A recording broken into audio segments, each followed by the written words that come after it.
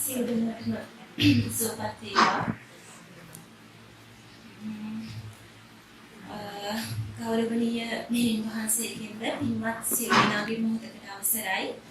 අද දිනේ අපි සියලු දෙනාම සූදානම් වන්නේ අවුරුදු 1800ක් පමණ කාලයක් තිස්සේ වැසී වැළලී යටපත් වෙලා පැවති පරම පවිත්‍ර සිරි සද්ධර්මය පිළිබඳ ධර්ම කරුණු කාරණා කිහිපයක් සාකච්ඡා කරන්නටයි. අවුරුදු 1800ක් මේ වැසී වැළලී යටපත් වෙලා තිබිච්ච අපේ ලෝතුරා බුදු පියාණන් වහන්සේ විසින් දේශනා කළ වදාළ ඒ පරම පූජනීය සිරි සද්ධර්මය නැවත මතු කරලා චතුරාර්ය සත්‍යයට පණ පිහිටවලා මේ ජම්බුද්වීපයේ චත්තාරිමානි ඥානානි පණ පිහිටුවේ අප ගෞරවනීය පූජනීය අවසරයි නිවන පලානේ ශ්‍රී ධම්මාලංකාර අරිහතුන් වහන්සේ. උන්වහන්සේ විසින් මේ ලෝකයට මතු කළ වදාළ මේ සිරි සද්ධර්මයේ කරුණු කාරණා කිහිපයක් සාකච්ඡා කරන්නටයි මාර දිනේ සූදානම් වන්නේ.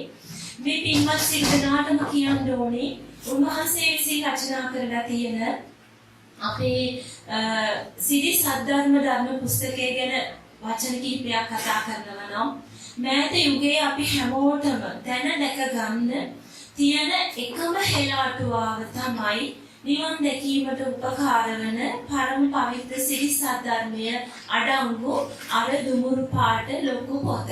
ඉතින් මම හිතනවා මේ පින්වත් සියලු දෙනා මේ පොත පරිශීලනය කරන්න ඇති, පොත කියවන්න ඇති.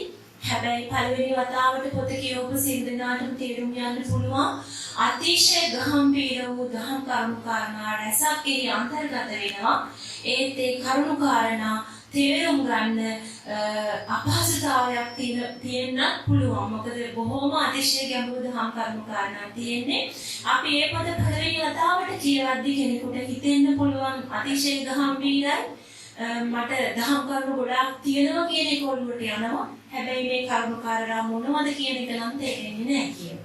දෙවෙනි වතාවට කියවද්දී ආයෙත් එකකට එකක් අතර දෙන සම්බන්ධතාවය දකින්න බැරි වෙන්න පුළුවන්. තුන්වෙනි වතාවත් තමන් අර ආසාවෙන් උනන්දුවකින් මේ සසර දුකින් එතර වීමේ චේතනාවෙන් මේ පොත කියවන කෙනෙකුට යම් කාරණාවක් වැටහෙන්න පුළුවන්. ඉතින් මම උත්සාහ කරනවා මම මේ ධහම දැකගත්ත මට උදව් උපකාර වෙච්ච ඒ මෑත යුගයේ තියෙන අපේ හෙළාටුවක් විදිහට සලකන්න පුළුවන් ඒ සිරි සද්ධර්ම පොතේ පුස්තකයේ කරුණු කාරණා කිහිපයක් සාකච්ඡා කරන්න මම උත්සාහ කරනවා මේ කාලවකවානුව තුළ ඒ පොතේ පළවෙනි තැන ඉඳන් යම් පිටු ගණනක් මේ කියන්නේ මම මේ ධර්ම පුස්තකයේ කරුණු කතා කරන්න මුලින්ම ආරම්භ කරා මීට පෙර පැවති ස්ථාන දෙකකම ඒ අනුව පොතේ මුල් පිටු 40ක් විතර වගේ ආවරණය වෙන විදිහට ධර්ම සාකච්ඡා දෙකක් සිදු කරලා තියෙනවා. අද දිනේ බලාපොරොත්තු වෙනවා ඒ ධර්ම පුස්තකයේ තියෙන පිටු අංක 41 ඉඳන් ඉදිරියට ධර්ම කරුණු කාරණා කිහිපයක් පටිච්ච සමුප්පාද ධර්මතාවයට බහාගල්පලා මේ පින්වත් ඇත්තන්ට මේ සිරි සද්ධර්මයේ මොකක්ද සංසාර දුක මොකක්ද සසර දුකින් එතර වෙන මඟ දැනදක ගන්නේ කොහොමද කියන කාරණාව සම්බන්ධවයි සාකච්ඡා කරන්න බලාපොරොත්තු වෙන්නේ. එහෙමනම් පින්වත් සියලු දෙනාම කල්පනා කරගන්න මම හැමදාම කියනවා වගේ මිනිස්සෙක් වෙන එක දුර්ලභයි. හැබැයි මනුස්සත්ව පරිලාභයක් ලබන එක ඊටත් වඩා දුර්ලභයි. ඉතින් මනුස්සත්ව පරිලාභයක් ලබනවා කියන්නේ අඩුම වශයෙන් සෝතාපට්ටි ඵලයටවත් පත් වෙනවා කියන එක, කල සම්පත්තිය ලැබුණා කියන එක, ධම්මෝ සම්දිතිකෝ වෙලා සම්මදක්ඛතා විලා සම්මාදිට්ඨියටපත් උනාය කියන එක. ඉතින් මේ පින්වත් ඇත්තෝ පෙර සසරේ අනන්ත වූ පුණ්‍ය කර්මයන් කරලා විශේෂයෙන්ම ලෝකෝත්තර පින්කම් කරපු පින්වත් ඇත්තන්ම තමයි මේ ස්ථානයේ අද දිනේ රැස් වෙලා තිබෙන්නේ. ඒකේ ආයි ඒකේ ආයි සැකයක් නැහැ. ඒ ලෝකෝත්තර පිනේ අනිසංසයක් විදිහටමයි ඔය පින්වත් සියලු දෙනාටම මේ සිරිසත් මේ කන වැකින පරිසරයක් අවස්ථාවක් උදා වෙලා තියෙන්නේ. ඉතින් ඒ ලෝකෝත්තර පින ඵල දෙන මේ මොහොතේ එතනින් එහා ගිය ලෝකෝත්තර කුසලය වඩන හැටි සසර කතරින් එතර වෙන ධම්මානුධම්ම ප්‍රතිපදාවට අවතීර්ණ වෙන්න මේ දහම් කරුණු කාරණා සියල්ල උපකාර වේවා. මේ ඡාතියේ මුතුමු මනුස්සත් ප්‍රතිලාභයක් ලබන්නටම මේ ධර්ම සාකච්ඡාව උපනිශ්‍රේ වේවා කියන උතුම් අධිෂ්ඨානය පෙරදරි කරගෙන ධර්ම සාකච්ඡාව පටන් ගමු. අද දිනේ සාකච්ඡාවට මාතෘකාව විදිහට යොදාගත්තේ සිත විඥානයේ මනස හා චිත්තය කියන කාරණාව සම්බන්ධවයි. මේ කාරණාව ඔස්සේ කරුණු කාරණා සාකච්ඡා කරනකොට අපිට පුළුවන්කම තියෙනවා හේතුඵල ධර්මතාවය ඊටා ගැඹුරින් විඥානයේ පිළිබඳ කරන ගැඹුරු අධ්‍යයනයේ තුලින්ම දැනගැක ගන්නට.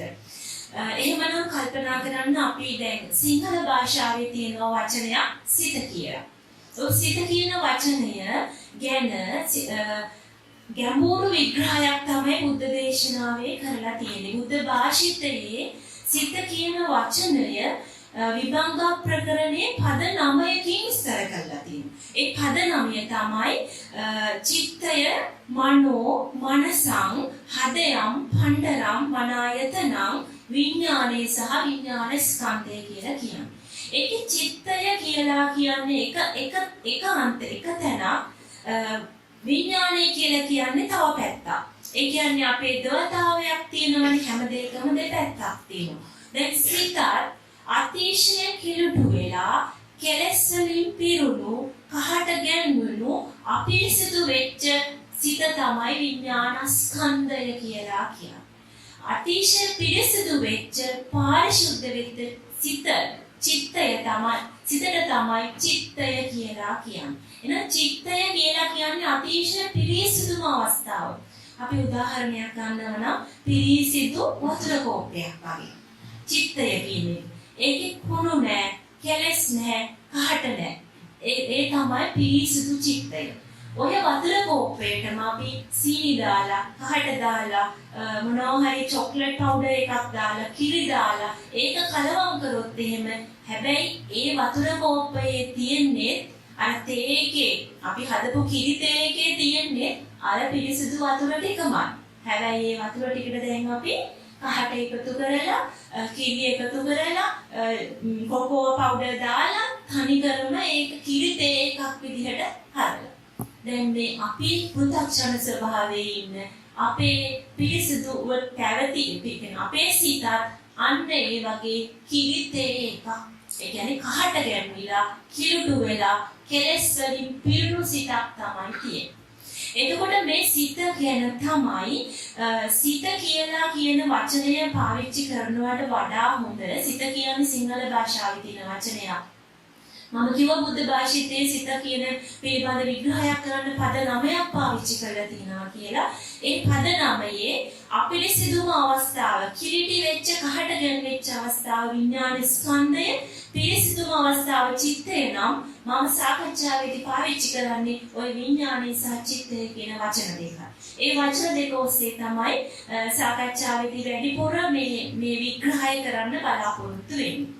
එහෙමනම් මේ පින්වත් එක්ක කල්පනා කරන්න අපි කියනවා අපි ජීවත් වෙනවා කියලා. දැන් ඉපදිච්ච දවසේ ඉඳන් මේ දක්වා දවස් කීයක් ජීවත් වෙන්නේ නැද්ද? 365 ඇඩ් කරන්න 60න් 40න් 30න්. ඔය වගේ දවස් ගණනාවක් අපි ජීවත් වෙනවා. ජීවත් වෙනවා කියලා කියන්නේ මොකක්ද? ජීවත් වෙනවා කියලා කියන්නේ මොකක්ද කියන එක තේරුම් ගන්න බෑ. බුද්ධ භාෂිතයේ බුද්ධ දේශනාවේ තියෙන අතිශය ගාම්භීර වූ පටිච්ච සමුප්පාද දේශනාවක් ශ්‍රවණය කරලා ඒ අනුව කරුණු කාරණා කල්පනා කරපු තේරුම් නොගත්ත කෙනෙකුට තේරුම් ගන්න බෑ මේ ජීවත් වෙනවා කියන එකේ පරමාර්ථය. සම්මත අර්ථයක් තියෙනවා. අපි කනවා බොනවා, එදිනෙදා කටයුතු කරනවා, ලෙඩ හැදෙනවා, පුංචි කාලේ ගෙනාවා අම්මගේ මව්කුසට ඔක්කන්ති වෙච්ච එක සෛලය තාත්තගෙන් බීජය හම්බ වෙලා අම්මගෙන් ලැබුණු ආහාර ඔස්සේ සෛල ගණනාවකට වර්ධනය වෙලා පුංචි දරු පැටියෙක් විදිහට මෙලොවට බිහි වුණා. ඒ දරු පැටියා මේ පරිසරයේ තියෙන ආහාර අරගෙන පිකිනවා භෞතිකව තියෙන අපි ගන්න ආහාර වගේම එයා අපි දන්නේ නැති පැත්තක් තියෙනවා. මේ දරුවා අපි හිතන්නේ මේ අපි කාපු බීපු දේවල් වලින් තමයි දැන් සෛල කෝටියක් තියෙන මේ මනුස්ස ශරීරය හැදිලා තියෙන්නේ කියලා. පින්වතුනි අපි නොදන්නවා වුණාට මේ ශරීරයේ අභ්‍යන්තරේ අපි නොදන්න තව ක්‍රියාවලියක් සිද්ධ වෙලා ජීවත් වීම කියන එකේ පරම අර්ථයක් ඇති දෙයකුත් සිද්ධ වෙලා තියෙනවා. හැබැයි අපි පරමාර්ථය දකින්නේ නැහැ බුද්ධ දේශනාවක් අහන රැකුන් නැති නිසා.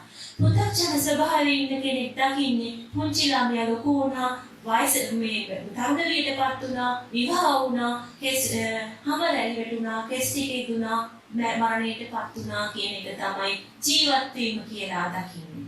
හැබැයි පරමාර්ථය එතනින් එහාට ගිය දෙයක්. ඒ පරමාර්ථයේ තියෙනවා ඔයිට වඩා ලොකු ගාම්භීර දෙයක් ජීවත් වෙනවා කියලා කියන්නේ ජරවත මේ ජර කියන්නේ දිරණ වතක් අපි දරාගෙන සිටිනවා. ඒ වත දවසින් දවස වෙනස් වීමකට විපරිණාම ධම්මයකට පත්වීම තමයි දිරා යන එක තමයි ජීවත් වීම කියලා කියන්නේ. එහෙනම් මේ මම උතන පාවිච්චි කරා එක වචනයක් ජරවත දිරණ වත දිරාපත් වෙන වත කියලා. සිංහල භාෂාවේ වත කියලා කියවහම අපි හිතන්නේ වත කියන්නේ මේ ශරීරයටනේ. ওই ශරීරයේ දිරනවා, ලෙඩ වෙනවා, හැමරැලි යටනවා, වෙනස් වෙනවා. ඒක තමයි දිරීම කියලා කියන්නේ. හැබැයි අපි සිංහල භාෂාවේ මේ වත කියන එක බුද්ධ භාෂිතේ විස්තර කරලා තියෙන්නේ දැන් වත කියන එක හැදිලා තියෙන්නේ ගතයි හිතයි කියන කොටස් දෙකකින්. ගත හිත කියන දෙකකින්. ඔය ගත හිත දෙකට තමයි වත කියලා කියන්නේ. දැන් අපි දන්නවා අපේ මේ හිත අයින් වෙච්ච ශරීරය පොළවට පස් වෙන ශරීරය තමයි ගත කියලා. දැන් එහෙම තමයි සිංහල භාෂාවේ ශරීරය. ඒකේ හිත තියනකම් හිත ක්‍රියාත්මක වෙනකම් වතක් දරාගෙන ඉන්න. ඔය සිංහලෙන් අපි ගතයි හිතයි දෙක එකතු කරලා වත දකින්න හැටි. දැන් මම උත්සාහ කරනවා ඔය අපි දන්න ගත හිත දෙකට බුද්ධ භාෂිතයෙන් විස්තර විග්‍රහයක් කරන්න. මේ කියන හිත කියන වචනයට තමයි බුද්ධ භාෂිතේ නාමකාය කියලා කියන්නේ. නාමකාය. ගතට තමයි රූපකාය කියලා කියන්නේ. හොඳින් තේරුම් ගත්තොත් මේ දේ තේරුම් ගන්න පුළුවන්. රූපකාය ඇතුලේ තියෙනවා නාමකාය. එතකොට මේ රූපකාය කියන ගතත් නාමකාය කියන හිතත් ඒ දෙක එකතු කරලා හැදෙන වත තමයි විඥාන ශක්තිය එක්තැන් වෙච්ච කර්ම බීජ පොදිය. මේ කර්ම බීජ පොදියක් තමයි මේ අපි දිස්වන්නේ. වතක් කියා මේ එක තැනකින් තව තැනකට අරගෙන යන්නේ කර්ම බීජ පොදියක්. මේ කර්ම බීජ පොදිය අපිට තව කෙනෙක් දිහා බැලුවහම අපිට පේන්නේ ලේන මාසකනහර වලින් හැදිච්ච ශරීරයක්. ඒ ශරීරයට තමයි බුද්ධ භාෂිතේ කියන්නේ සිවතිකාය කියලා. ශරීරය කියන්නේ. ওই ශරීරයේ ඇතුලේ තියෙනවා අපි පෙර සසරේ පුරුදු පුහුණු කරගෙන ආපු ගති රූප, ගති හඬ, ගති චර්යා, ඇබ්බැහිකම් එකතු කරගෙන කැටි කරගෙන ආපු කර්ම බීජ පොදිය. ඔය කර්ම බීජ පොදිය තියෙන්නේ මේ කරජකාය කියන්නේ ලේමාසකනහර වලින් හදිච්ච මේ අපට මස් ඇසට මේ මස් ඇහැට විද්‍යාමාන වෙන දේ තමයි කරජකාය. කරජකාය ඇතුලේ තියෙනවා කර්මජකාය කියලා. ඒ කර්මජකාය තමයි ඔය කර්ම බීජේවත් විඥාන බීජ රැස් වෙලා තියෙන්නේ. එතකොට විඥාන බීජවල ක්‍රියාකාරීත්වය කරජකාය හරහා එළියට දමන්නේ පෙර සසරේ ගෙනාවු කර්ම බීජ නිසාමම තමයි. ඒ බීජ පොදියට අනුවම තමයි අද මේ අපට නානාවිද වෙච්ච මිනිස් ශරීරයක් ලැබිලා තියෙන්නේ. එතකොට මේ ශරීරයේ ගතිරුව, ගතිහඬ, ගතිචර්යා, ඇබ්බැහිකම් පුරුදු වෙනස්. ඒකයි කෝටියක් මිනිස්සු ගත්තොත් කෝටියක් මූණේ හැඩය, කොටියක් කටහඬ, හැඩහුරුකා, කතාබහ, හැසිරෙන විදිහ කොටියක් ආකාරයි. එහෙම උනේ අර කර්ම බීජ පොදියේ හින්දා. ඔය කර්ම බීජ පොදියටම තමයි විඥාන බීජ කියන්නේ. එහෙම නැත්නම් ආසව කියන්නේ. එහෙම නැත්නම් ගති කියන්නේ.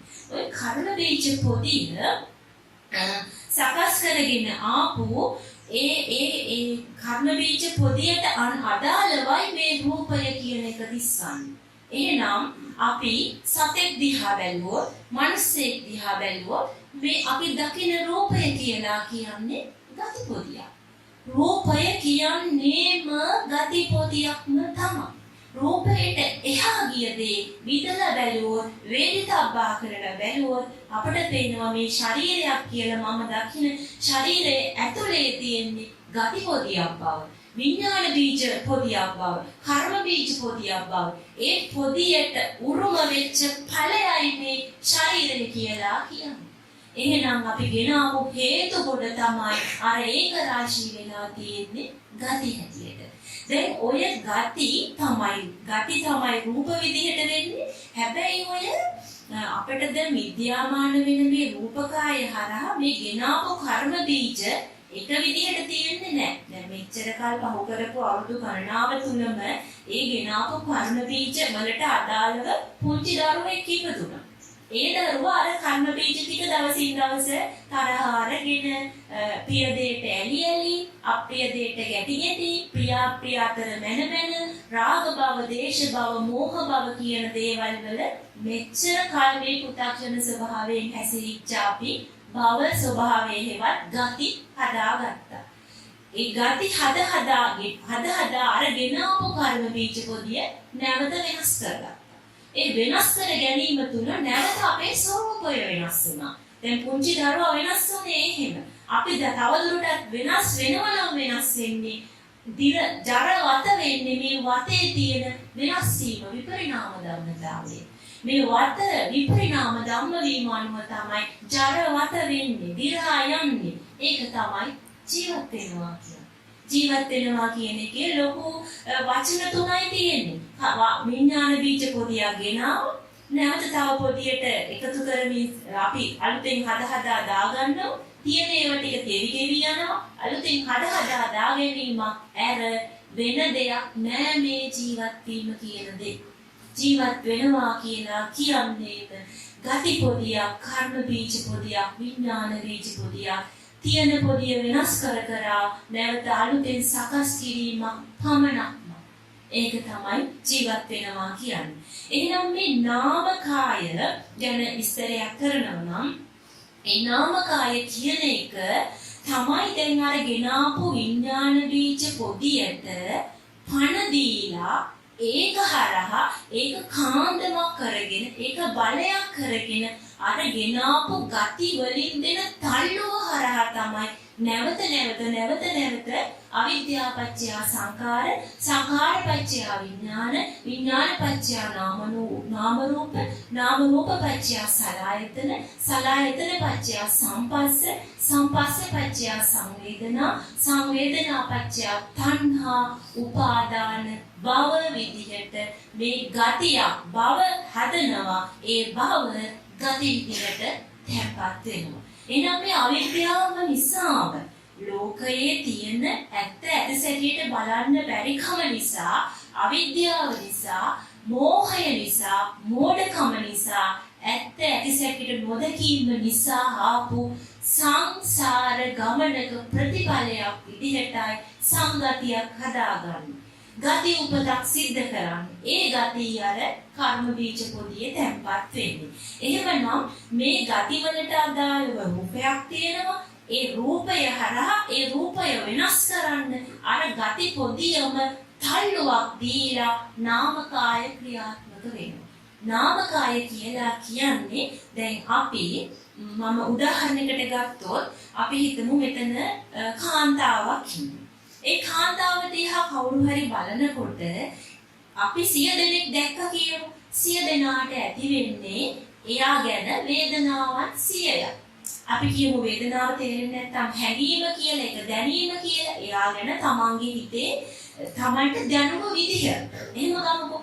තව කෙනෙක් දිහා බලනකොට ඒක තමන්ට දැනුම විදිහ 100 දෙනෙක් දැක්කොත් 100 විදිහක් තමයි දැනීම සිද්ධ වෙන්නේ. ඔන්න දැනීම කියන එක ක්‍රියාත්මක වෙන්නේ නාමකාය කරා. දැන් අපි ගැහණු ළමයෙක් දැක්කා. ඒ ගැහණු ළමයාගේ තව කෙනෙක් දකිනකොට එයාට හිතෙනවා මේ ගැහණු ළමයා හරි ලස්සනයි කියලා. ඇයි එයාට ලස්සනයි කියලා හිතුනේ? එයා ඒ සසරේ දැන් ඒ දැකපු පුද්ගලයා මේ සසරේ පුරුදු පුහුණු කරගෙන ආපු ගතිගොඩියක් තිබ්බා. ඒ ගතිවලට අදාළව එයා අර රූපය දකිද්දී එයා ලස්සනයි කියලා කියන ගති ගුණ, ගති රූප, ගති හඬ, ගති චර්යා රටා එයා ලස්සනයි කියලා කියන ඒවා එයාට අර රූපය තුලින් දැක්කා. දැන් මම ගැහණු ළමයේ දකින්නකොට එයාගේ දකින්නේ කොණ්ඩය, හම, ඔය මුහුණ, හිනාව ඒ ටිකනේ. එයාට ඒ කොණ්ඩය, හම, හිනාව, මුහුණ හැසිරෙන විදිය උරුම වුණේ කොහොමද? ඒ කෙනාගෙන ආපු ගති අනුව. එහෙනම් එයාගේ ගතිවල ගති කියන එක තමයි පරමාර්ථය. ඒක විද්‍යාමාන වෙන්නේ කය බලියක් විදියට. අපි දකින්නේ කය බලියක්. හැබැයි මේ දකින්නේ ගති පොදිය. ඒ ගති පොදිය අපි අඳුරගන්නේ ඒ ගති පොදිය මම අඳුරගන්නේ මගේ ළඟ තියෙන ගතිත් එක්ක. මගේ ළඟ තියෙන ගති වලට අර ගති යා වෙලා යනවා. මගේ තියෙන පිරිලෝකයට මම කැමති ලෝකයක් තියෙනවා. අපි ඕනම කෙනෙකුට තියෙනවා මම කැමති මේ දේවල් තමයි මම කැමති දේවල්. මේ දේවල් තමයි මම අකමැති දේවල්. එහෙනම් මගේ පිරිලෝකයක් තියෙනවා. මගේ අපිරිලෝකයක් තියෙනවා. මම ඒ දෙකට සාපේක්ෂව ඒ පිරි අපිරි දෙකක් හදාගෙන තියෙන්නේ. මම පිරිලෝකයක් හදාගෙන ඉන්නේ. අපිරිලෝකයක් හදාගෙන ඉන්නේ. මගේ ළඟත් තියෙනවා පෙර සසරින් ගෙන ආපු ගති. මේ ගති වලට අදාළව මම කියනවා මෙන්න මේ වගේ හැඩයේ දෙකෙට්ටු උස කොණ්ඩේ දිග සුදු කියමු. අන්න මං කිව්ව මේ ලක්ෂණ ටික. ওই ලක්ෂණ ටික ලස්සනයි කියන එක මම හදාගත්ත දෙයක්. මගේ පිරිලෝකේ. තව කෙනෙක්ට වෙන්න පුළුවන් එහෙම නෙමෙයි. මහත කළු කොණ්ඩේ කොටට කපපු එයා ලස්සනයි කියලා අර්ථ දක්වන්නේ අර තලෙලු ඒ වගේ මොකරයාගේ තියෙනවා එයා කැමති පිරිලෝකයක්. දැන් ඒ ලෝක දෙක හදාගත්තේ කවුද? තමන්ගේ ගතිවලට අදාළව. එතකොට මේ එකම රූපයක් දිහා අපි බලනකොට ඒ රූපයේ තියෙන්නේ එයාගේ ගතිවලට අදාළව උරුම වෙච්ච ගතිරුවක්, ගතිහඬක්, ගතිචර්යාවක්.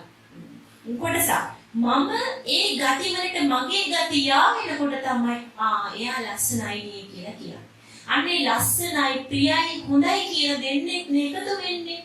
ඒකත් එක જાතිය ගති තමයි එකට යාවුනේ. එයා කැමති ලෝකයක් අර කෙනා තුළින් විද්‍යාමාන වුණා. ඒ කැමති ලෝකයට ප්‍රිය රූපයක් දැක්කේ ප්‍රිය කියන බව ආවෙම අර තමන් සකස් කරගෙන ආපු ගතිවලට අදාළව තමන් හදාගත්ත පිරිලෝකෙ නිසා.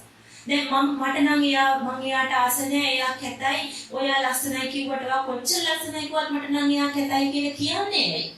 ඒක මම තියනවා මම හදාගත්ත ලෝකයක්. ඒ කියන්නේ මම හදාගත්ත නිච්ච සුඛාත්ත ලෝකයක් තියෙනවා. ඒ කියන්නේ මම කැමති වෙලා, ඉච්ඡ වෙලා, පටිච්ච වෙලා, අවිච්ඡ කරගෙන මෙන්න මෙහෙමම නම් තමයි ලස්සන කියලා නිච්ච සුඛ අත්ත කරගත්ත ලෝකයක් තියෙනවා. පිරිලෝකයක්. ඒ පිරිලෝකේ නිර්මාණය කරගත්තේ මගේ ගති අනුවමයි. මගේ ගති අනුව මම හදාගත්ත පිරිලෝකයේ අනුවයි මම මේ බාහිරින් ඇස කන නාසය දිවකය මන කියන ඉන්ද්‍රියන් වලට බාහිරින් ලැබෙන රූප ශබ්ද ගන්ධ රස පොට්ටබ්බ ධම්ම කියන දේවල් හරහා එක්කෝ ඇලෙන්නේ.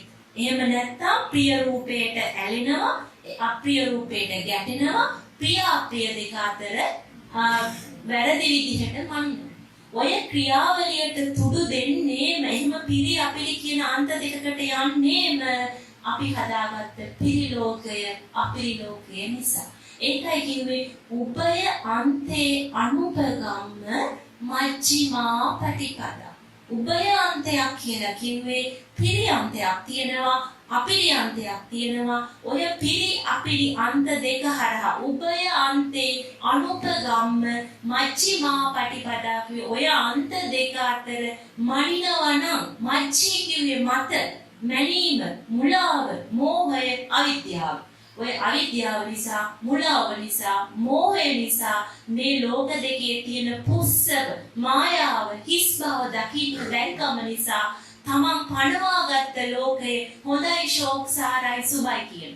තමන් පණවාගත්ත ලෝකේ නරකයි හොඳ නැහැ කියලා ගැටෙනවා. එහෙනම් මේ හදාගෙන තියෙන ලෝක දෙක තුල තියෙන ඇත්ත తත්වයේ තමන්ට විද බලලා දකින්න පුළුවන් වුණොත් අන්නයා වේදිතබ්බෝ කරාවිනු. වේදිතබ්බෝ විදලා බැලුවා. විදලා බැලුවොත් දකින්නවා පිරි කියන ලෝකයේ අපිරි කියන ලෝකයේ තියෙන්නේ පුස්සක් මායාව හිස් බව හරසුන් දෙයක් වැඩක් නැති දෙයක් මමයි මේකට වටිනාකමක් අර්ථයක් දීලා පිරියපිරි කියන හදාගෙන ඒ දෙකට සාපේක්ෂවයි මේ චක්කුංච පටිච්ච රූපේච උප්පජ්ජති චක්කු විඥානං තින්නං සංගති පස්සෝ සම්පස්සජා වේදනා වේදනා පච්චය තණ්හා උපාදාන භව වේලා මේ භව සකස් කරන්නේ රූපයක් දැක්ක ගැහැණු ළමයි මේ ප්‍රිය ලෝකයට අදාළ ඔක්කොම ගති රූප ගති හඬ තියෙනවා. එතකොට මගේ තියෙන ගති වලට මගේ ප්‍රිය ලෝකයට අර දැකපු රූපය යාවුණා ගැලපුණා. ඒකයි රූපං කිව්වේ. රූපං කියන්නේ මේ දකින්න හැම රූපයක්ම රූප.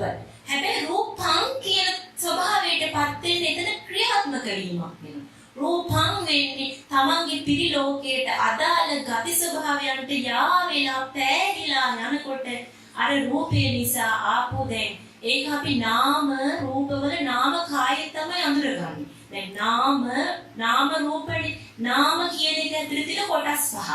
ඒ පහ තමයි වේදනා සංඥා චේතනා පස්ස මනසිකා. දැන් සංඥාවෙන් තමයි අඳුරගත්තේ මේ ගැහණු ළමයි. දැන් මෙච්චර කාල සසරේ පොඩි කාලේ ඉඳන් මේ ගැහණු ළමයි ගවුමක් අවිනව නම් සායක් හැටයක් අවින මොන හරි අපි අර පොණ්ඩේ තියෙන ඒ වගේ අර හඳුනගන්න ලක්ෂණ ටිකක් තියෙන මේ ගැහණු මේ පිරිමි කියන. ඕන පුංචි දරුවෙක් දන්නව ගැහණු පිරිමි අඳුරගන්න. කොහොමද එයා ගැහණු පිරිමි අඳුරගන්න දැනගත්තේ? සංඥාවෙන්.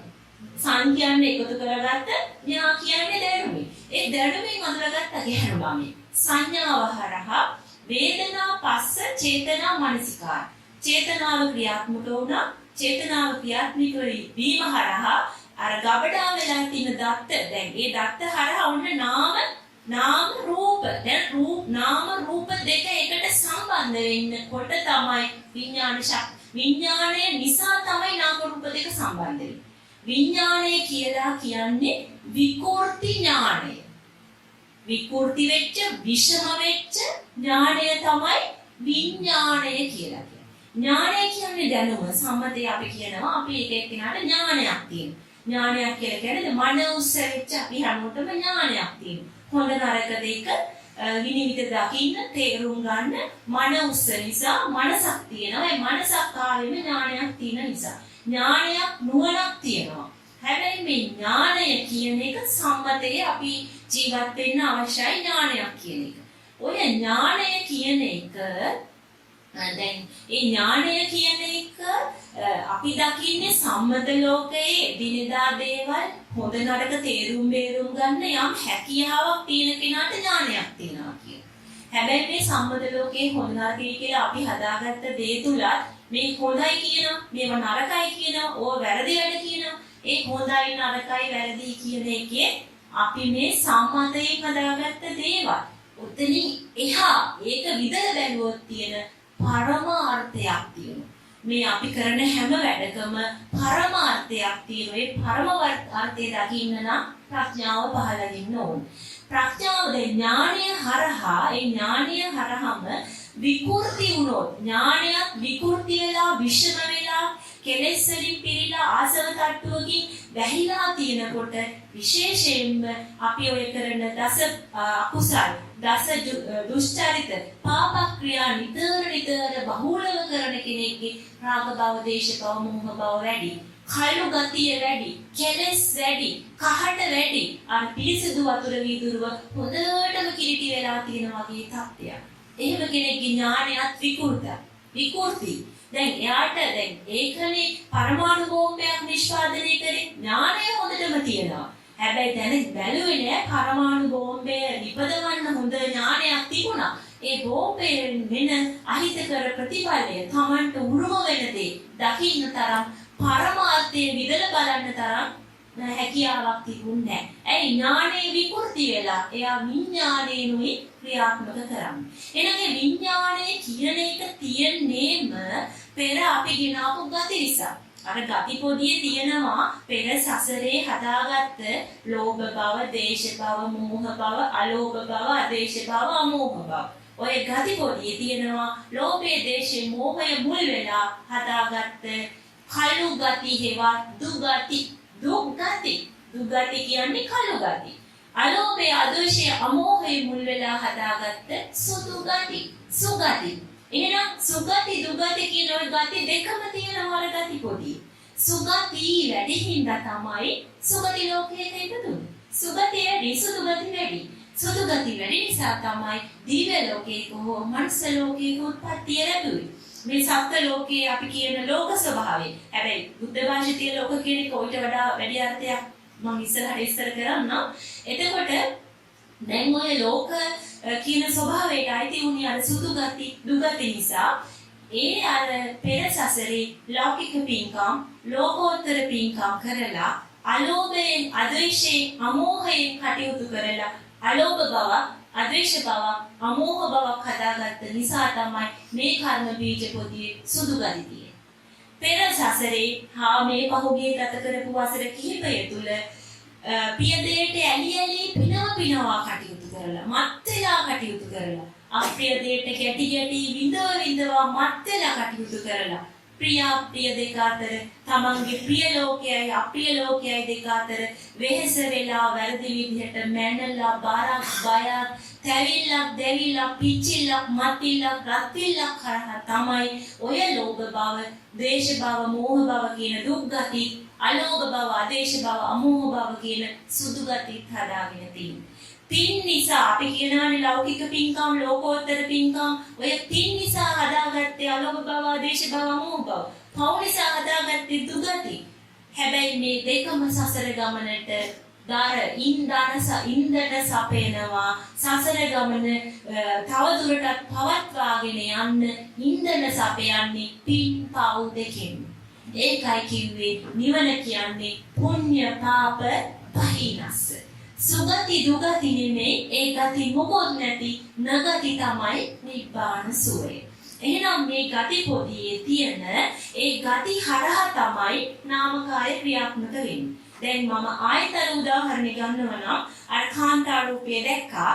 දකින්නකොට සංඥාවෙන් අඳුරගත්තා මේ ගැහණු ළමෙක්නේ කියලා. මන සංඥාව ක්‍රියාත්මක වුණා. වේදනා චේතනා පස්ස මනසිකාර පස්ස කිව්වේ අපේ තියෙන දත්ත ගබඩාව. මේ දත්ත ගබඩාව හරහා ස්පර්ශ වෙලා තමයි අඳුරගන්නේ චේතනාව ක්‍රියාත්මක වෙලා මනසිකාර කරලා දත්ත ගබඩාවේ ක්‍රියාත්මක වෙලා තමයි අපි අඳුරගන්නේ කවුද කියන එක සංඥාව අඳුරගන්නේ. සංඥාවට එහා ගිය තැනකට යනවා අර පිරි අපිරි ලෝක දෙක අණුව මෙයාගේ තියෙන මේ පාට කොණ්ඩේ දිග කෙට්ටුයි උසයි මොන්න මගේ පිරි ලෝකයේ තියෙන gati ටික තියෙන විද්‍යාමාන නේ. ඒ ගතියට ඉච්ඡ වෙනවා. ගතිය නිසා ගතියට ඉච්ඡ වෙලා ඉච්ඡට පටි ඉච්ඡ වෙනවා. පටි ඉච්ඡ කියන්නේ අර මං කැමති දේ මට ලැබෙනකොට කැමැත්තෙන්ම කැමැත්තට බැඳෙනවා. පටි කියන්නේ ඒකයි. පටි ඉච්ඡ කියන්නේ කැමැත්ත. ඔය කැමැත්ත අපි හැමෝගෙම තියෙනවා. අරහතුන් වහන්සේගේ උනත් ඉච්ඡ ලෝකය වෙනස් වෙන්නේ නැහැ. අරහත් ඵලයටපත් වුණාට. ඉච්ඡ තියෙනවා. හැබැයි පටි ඉච්ඡ වෙන්නේ නැහැ. ඉච්ඡට පටි ඉච්ඡ වෙන්නේ එක්ක ප්‍රිය දෙයට ඇලීලා හරි අප්‍රිය දෙයට ගැටීලා හරි ওই දෙක අතර මැන හරි යන්නේ පටි කියන ස්වභාවයේ තියෙන හින්දා. එතකොට සුප්පටි විද්දා පටි විදින්න පුළුවන් නම් මේ පටි ගලවලා අයින් කරලා දාලා පටි අයින් කරන්න පුළුවන් නම් අර පටි ස්වභාවය ඡන්ද රාගය කියන එක නෑ. පටි ඉච්ඡම තමයි චන්දරාගය කියන්නේ. රාගය කියන්නේ මත් වෙලා ගෑවි ඉන්න කැමැත්ත. ඒකට ඡන්දයක් තියෙනවා. කැමැත්තෙන් කැමැත්තට බැඳෙනවා. පටිච්ච කැමැත්තෙන් කැමැත්තට බඳිනවා කොහොල්ලෑවක් වගේ, මැලියමක් වගේ. ඒකට ප්‍රිය දේ දකින්නකොටම විඥානයේ ක්‍රියාත්මකයි. ඇයි සසර ගමනට මේ දුවන්න මේ සසර ගමනට ධාවනය වෙන්න සන්දාවතම් වෙන්න සන්දාවතම් සම්නිසා ධාවනය වෙන වතක් සකස් කරගෙන මේ සසර ගමනේ දුවදුවා මැරි මැරි ඉපදි යන්න ඉන්දන දෙන්න වැඩේ හදන එක ඉන්දන නිෂ්පාදන ක්‍රියාවලිය තමයි විඥාණයෙන් කරන්නේ. විඥානයේ අවදීන් ඉන්නේ. අවස්ථාව ලැබිච්ච තැන අවිද්‍යාව නිසා පු탁ජන සත්වයා සංඛාර කරන ක්‍රියාත්මකයි. ඕන මොහොතක ලෝක ස්වභාවය විද බලන්න බැරි කම නිසා, මෝහය නිසා රූපයක් දකින්නකොටම ඇසට චක්කුංච පටිච්ච රූපේච වෙනකොටම අර රූපේච කියන නිකන් දැන් මේ ෆෑන් එකක් මේ ෆෝන් එකක් කියලා රූප දකින්නවනේ. ඒ රූප වලට වඩා එහා ගිය රූපං කියන ස්වභාවය. මොකද අර ගති හරහා මේ ගති අඳුරගෙන තමන්ගේ ප්‍රිය ලෝකයට අදාළව යම්කිසි තමන්ගේ ප්‍රිය ලෝකයට අදාළ ගති ස්වභාවයක් තිබිච්ච නිසා මගේ ගති හරහා තමයි අර ප්‍රිය ලෝකයට අදාළ දැකපු කාන්තා රූපය හරහා නාම රූප හරහා එනවා ඔන්න වේදනාව. ඒ වේදනාව සුව වේදනාවක් වෙන්න පුළුවන්. සුඛ එක්ක දුක්ඛ එහෙම නැත්නම් අදුක්ඛම සුඛ. ඔය වේදනා තුන 100 දෙනෙක් එකම කාන්තා රූපේ දිහා බලන් හිටියොත් වේදනාව 100ක්. සුඛ වේදනා 10 දෙනෙක් කියන ලස්සනයි කියලා. හැබැයි ඒ 10 දෙනාගේ වේදනාව 10ක් 10 විදිය. 10 දෙනෙක් කියනවා කැතයි කියලා. ඒ කියන්නේ දුක වේදනාව. හැබැයි ඒ 10ක් 10 විදිය. ඇයි 10 විදියක් උනේ? ඒ කෙනාගේ ගති ඒගොල්ලෝ හදාගෙන තියෙන පිරිලෝකය වෙනස්. ඒ ලෝකයට සාපේක්ෂවයි ඒ ලෝකය අනුවයි අපි මම කියන්නේ මේ කෙනා ලස්සනයි කියලා. දැන් ලස්සනයි කියන තැනට යන්නත් කලින් අර එයා දැක්ක ගමන් සුඛ වේදනාවක් එනවා. ඉන්නේ සුඛ වේදනාව. ඔය සුඛ වේදනාව චක්කුංච පටිච්ච රූපේච චක්කු විඥාන. ඔන්න නාමකායයි රූපකායයි. නාමකාය කියන සිත රූපකාය කියන ගත දෙක සම්බන්ධ කරලා චක්කු විඥාන කායක් පිහි වුණා. චක්කු විඥාන කායක් පිහි වෙනකොට මේ මනසට ඒකම තමයි අවිද්‍යාව පත්‍ය සංඛාර කියන්නේ. අවිද්‍යාව මුල් වෙලා සමුපොදවන ක්‍රියාවලියක් කරන්න වෙනවා. අවිද්‍යාව පත්‍ය සංඛාර සංඛාර පත්‍ය විඥාන කියලා දැන් විකෘති ඥානය ඔන්න කියන්නේ මනසට බලාපොරොත්තුවක් දෙනවා මේ ඇසහරහා දැක්ක රූපේ ඔස්සේ ආපු සුඛ වේදනාව තල්ලුවක් හම්බ වෙනවා පෙර ගති වලින්. පෙර ගති පොදියෙන් දෙනවා තල්ලුවක් අර සුඛ වේදනාව ඊටත් වඩා වේගයෙන් රෝධ වෙවි උඩ දුවනවා කියන්නේ. දැන් දැක්කහම අර අපිට සීනති වෙන තත්ත්වෙට එන්නේ ආයි හැරි බලන්න හිතෙන්නේ ෆොටෝ එකක් ගහ ගන්න හිතෙන්නේ. ඔන්න ඔතනට යන්න නම් අර ආපු සුඛ වේදනාවට ලොකු තල්ලුවක් දෙනවා තමන්ගේ ගති වලින් පිරි ගති වලින්. ඒ ගති වලින් ලැබෙන තල්ලුව හරහා අර කෙනාව දකින්නකොටම චක්කුංච පටිච්ච රූපේච උප්පජ්ජති චක්කු විඥාන තින්නම් සංගති පස්සෝ කියන එක තමයි ඔය අර තින්නම් පෙර සකස් කරන් ආපු ගති පොදියේ තියෙනවා රාග දේශ මොහ කියන ගති තින්නම් සංගතිත් එක්ක පස්සේ වෙනකොට අර පෙර ගති වලින් තල්ලුවක් දෙනවා. මේ නම් මම කැමතිම කෙනෙක් තමයි.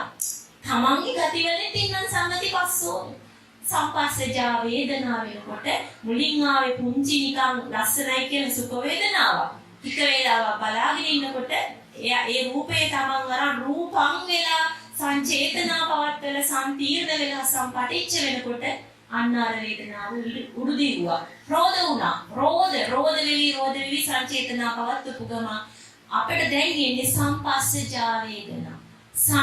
සං නිසා ප්‍රජනනය වෙන වේදනාවක්. ඒ වේදනාව අර කලින් ආපු වේදනාවට වඩා බලවත්. ඒ වේදනාව තමයි සාමිස සුඛ වෙන්න පුළුවන් ප්‍රිය දෙයක් නම් ඔස්සේ සුඛ වේදනාවක් ඔස්සේ නම් රෝධ වුනේ. දුක වේදනාවක් ඔස්සේ නම් රෝධ වුනේ. සාමිස දුක් වේදනාවක් වෙන්න පුළුවන්. අදුක් අපි ප්‍රිය දෙක මැනමෙන ආපු අදුක්ඛම සුඛ වේදනාවක් ඔස්සේ නම් රෝධ වුනේ. සාමිස දුක්ඛම සුඛ වේදනාවක් දක්වා එක වැඩි දියුණු වෙනවා. සම්පස්සජා වේදනා වේදනාපච්චය තණ්හා ඔන්න දැන් තැනක හාවේ.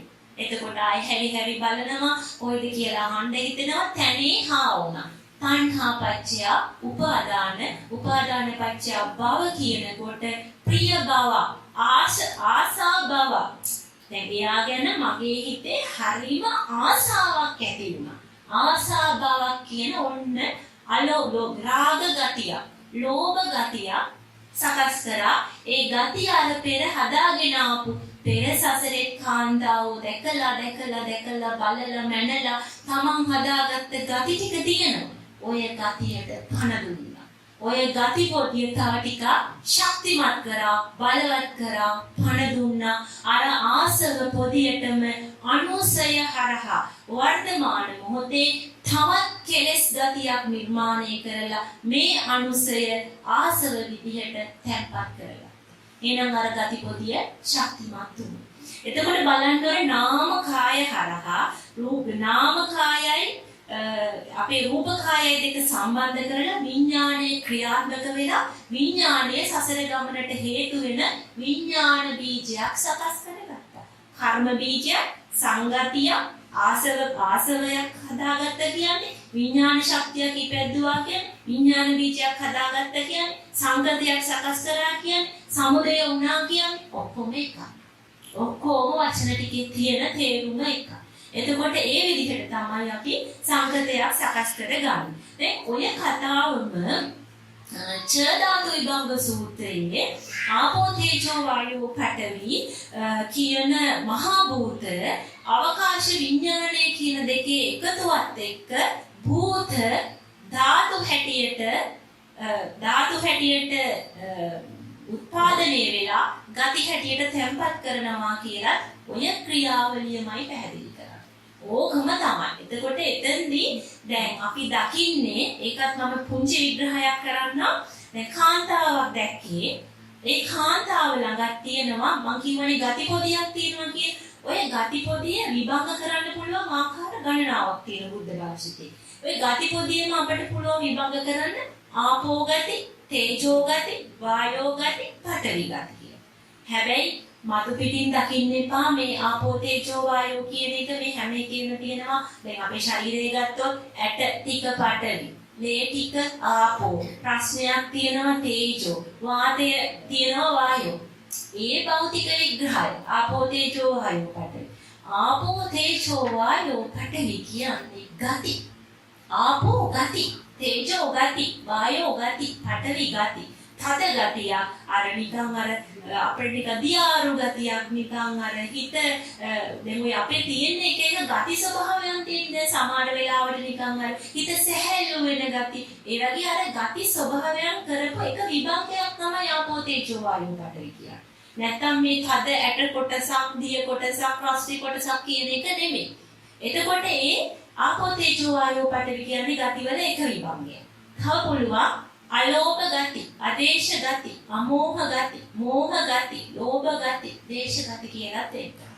එහෙම නැත්නම් පුළුවන් මේ ගති පොදිය ගති 31ක් හැටියට විස්තර කරා. අන්න එතන තමයි يعني අපි කියනවානේ මරමස්ථානයේ කියලා. අන්න ඔය ගති 31 හොඳට තේරුම් ගත්තොත් තල 31ත් එක්ක තියෙන සම්බන්ධය තුල මේ ජර වතක් පවත්වනවා කියන්නේ මොකක්ද කියන එකේ යථා ස්වභාවය, යථා භූත ස්වභාවය හොඳට ප්‍රත්‍යක්ෂ වෙනවා. හොඳට අවබෝධ වෙනවා.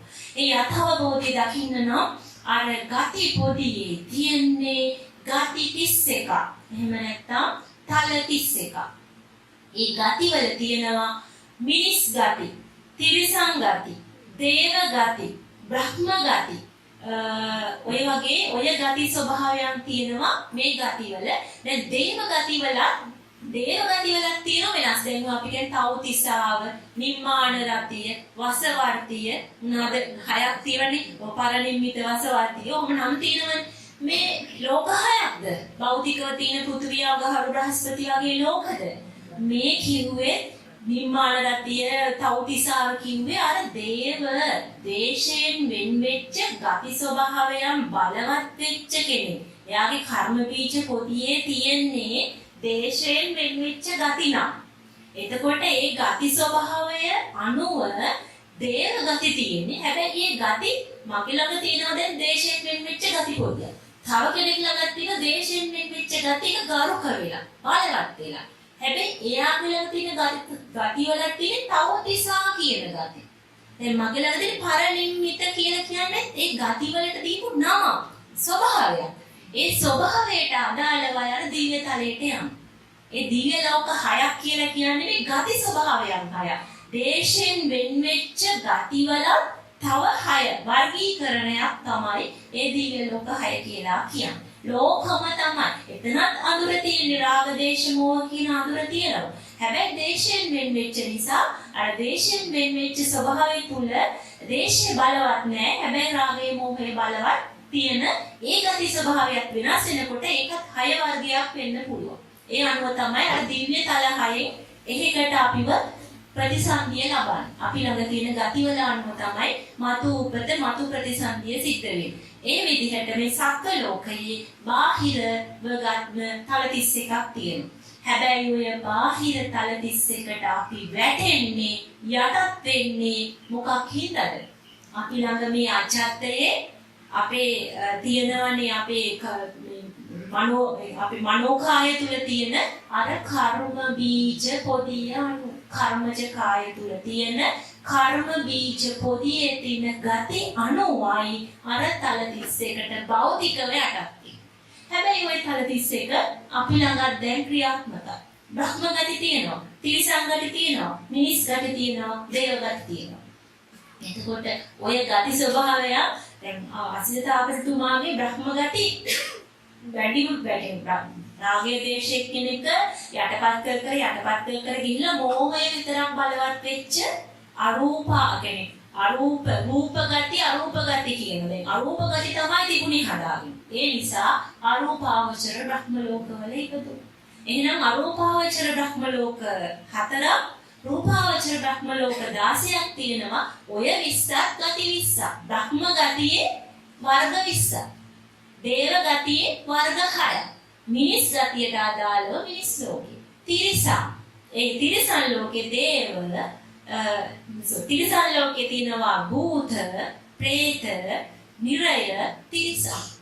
ඒත් මේ ගති අනුව තමයි නිරයට යන්නේ. අපේ තියෙන ප්‍රේත ගති වැඩි නම් ප්‍රේත ලෝකයට යනවා. භූත ගති කියන්නේ බිහි කිරීමේ ශක්තියක් තියෙනවා. හැබැයි රාගයේ දේශයේ මොහය අතිශය ප්‍රබලයි. ප්‍රබල උරේච ගම භූත ගති නිසා භූත ලෝකවල ඉපදෙනවා. එතකොට මන උස්සෙච්ච ගති තීච්ච නිසා තමයි අපි සියලු දෙනාම මනුස්ස ලෝකයක ඉපදුනේ. පින්වත්නි කල්පනා කරන්න මන උස්සෙච්ච මිනිස්සෙකුට විතරයි නිබ්බාන සුවයක් කරගන්න පුළුවන්. ඇයි මන උස්සෙච්ච නිසා මනස උසස් නිසා මේ ගති 31ම Taman තුළ ක්‍රියාත්මක වෙනවා පජානාති කරන්න පුළුවන් මිනිස්සෙකුට විතරයි. ප්‍රජනනය වෙන එක ඥානාති දකින්න පුළුවන් දැනගන්න පුළුවන් මිනිස්සෙකුට විතරයි. ඒකයි මිනිස්සෙක්ම වෙන්න ඕනි නිවන් දකින්න කිව්වේ. මනුස්සත්ත්ව පටිලාභෝ පරම දුර්ලභෝ කිව්වේ මිනිස්සෙක් වෙලාමමයි. දෙවියෙකුට බ්‍රහ්මයෙකුට නිවන් දකින්න බෑ. දේවත්වයට බ්‍රහ්මත්වයටපත් වුණත් මනුස්සත්වයෙන් මිනිස්සෙක්ම වෙන්න ඕනි මේ නිබ්බාන සුවයක් කරගන්න. ඉතින් මේ පින්වත් ඇත්තෝ බොහෝම පින් කරලා තියෙනවා මනුස්ස ලෝකයක මේ වගේ කාලයක ඉපද ලැබලා මේ හෙළ දීපේ ජන්මේ ලැබලා මේ සිරිසත් ධර්මේ කන රැකෙන්න අතිශය වූ ලෝකෝත්තර පින්කමක් කරලා තියෙනවා. ඉතින් ඒ පින්කම අපි යහපත් කරගෙන මේ ජීවිතේ සසර ගමන කෙටි කරගන්න යන මේ සංසාර ගමන ගැන හොඳ යථාබෝධයක් ඇති වෙච්ච කෙනෙකුටයි සං කියන එක ඉපදෙන්නේ සං කියන්නේ මොකක්ද? සංසාරයි කියලා කියන්නේ රාග භව, දේශ භව, මෝහ භව හතරේ රාගයේ දේශේ මෝහේ නිසා සංහද රාග භවක්, දේශ භවක්, මෝහ භවක් හදන එක තමයි සංඋදය වෙන එක සංගතියක් හදන එක තමයි ඒ හදන ක්‍රියාවලිය සාරයි කියා දකින්න එක තමයි සංසාරයි කියලා කියන්නේ. හැබැයි රාගයේ දේශයේ මෝහය නිසා සංහදනවා කියන එකේදී ඇත්තටම රාගයේ දේශයේ මෝහය කියන ගති නිසා පෙර හදාගෙන ආපු මේ ගති ගොඩක් තියෙනවානේ ගති පොදිය. ඒ ගති නිසාවෙන්ම තමයි තව ඒ වගේම ගති ආපහු අපි සමුදය කරගන්නේ. සංකත හදන්නේ. සංකාර අවිද්‍යාව මූල පටිච්ච සමුප්පාදයෙන් ක්‍රියාත්මක කරලා ඒ වගේම ගති හදන්නේ රාග දේශ මෝහ කියන පෙර ගති නිසා. හැබැයි මේ ගති තියෙන එකම නෙමෙයි හේතුව.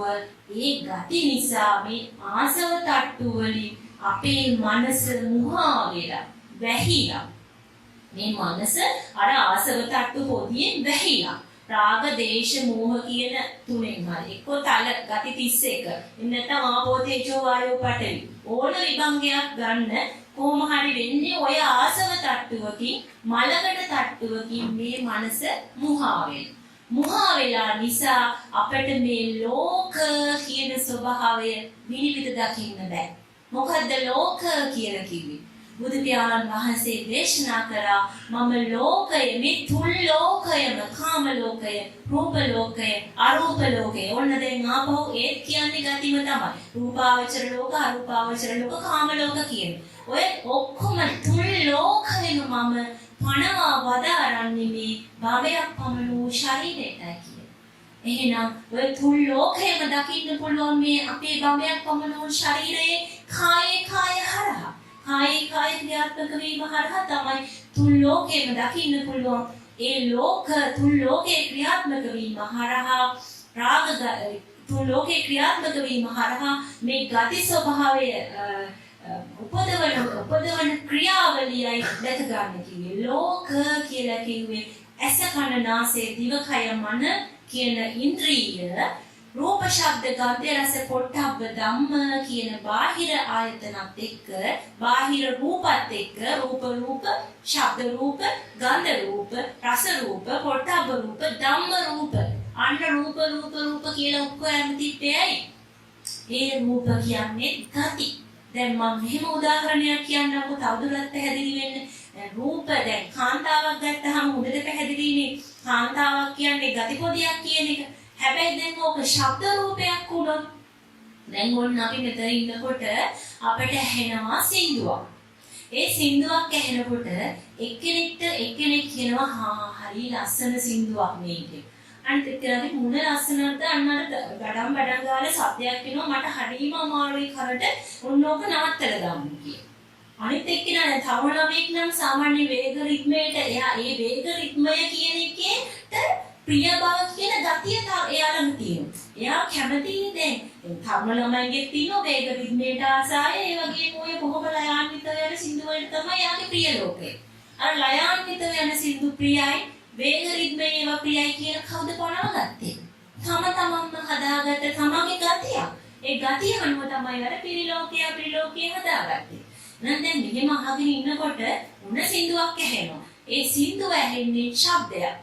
හැබැයි මේ ශබ්දය අපට සෝතංච පටිච්ච සද්දං වෙනකොට ශබ්දයක් නෙමෙයි ඇහුනේ. දැන් මේ කතා කරන ඕන තරම් ශබ්ද ඇහෙන්නේ. හැබැයි ශබ්දං කියනකොට සෝතංච කිව්වේ මනස ක්‍රියාත්මක වෙලා විඥාණය දැන් තියනට පෙර ගති ටික අවුස්සවල කලදල කලම්බල ඒකෙන් තියෙන තල්ලුව හරහා තමයි මේ බලාපොරොත්තු කියන එක හිතට දෙන්නේ. විඥාණය කියන එක ක්‍රියාත්මක වෙන්නේ. විඥාණයෙන් තමයි නාමකාය රූපකාය දෙක සම්බන්ධ කරලා අර ශබ්දේ ශබ්දං කියන තැනට යන්නේ. එතකොට මගේ තියෙන ගති අනුව මම මෙච්චර කල් සින්දු අහලා පිනවා රස විඳලා මේ රස නහර පිනවා තරම් සින්දු අහලා පිනලා යන්නේ.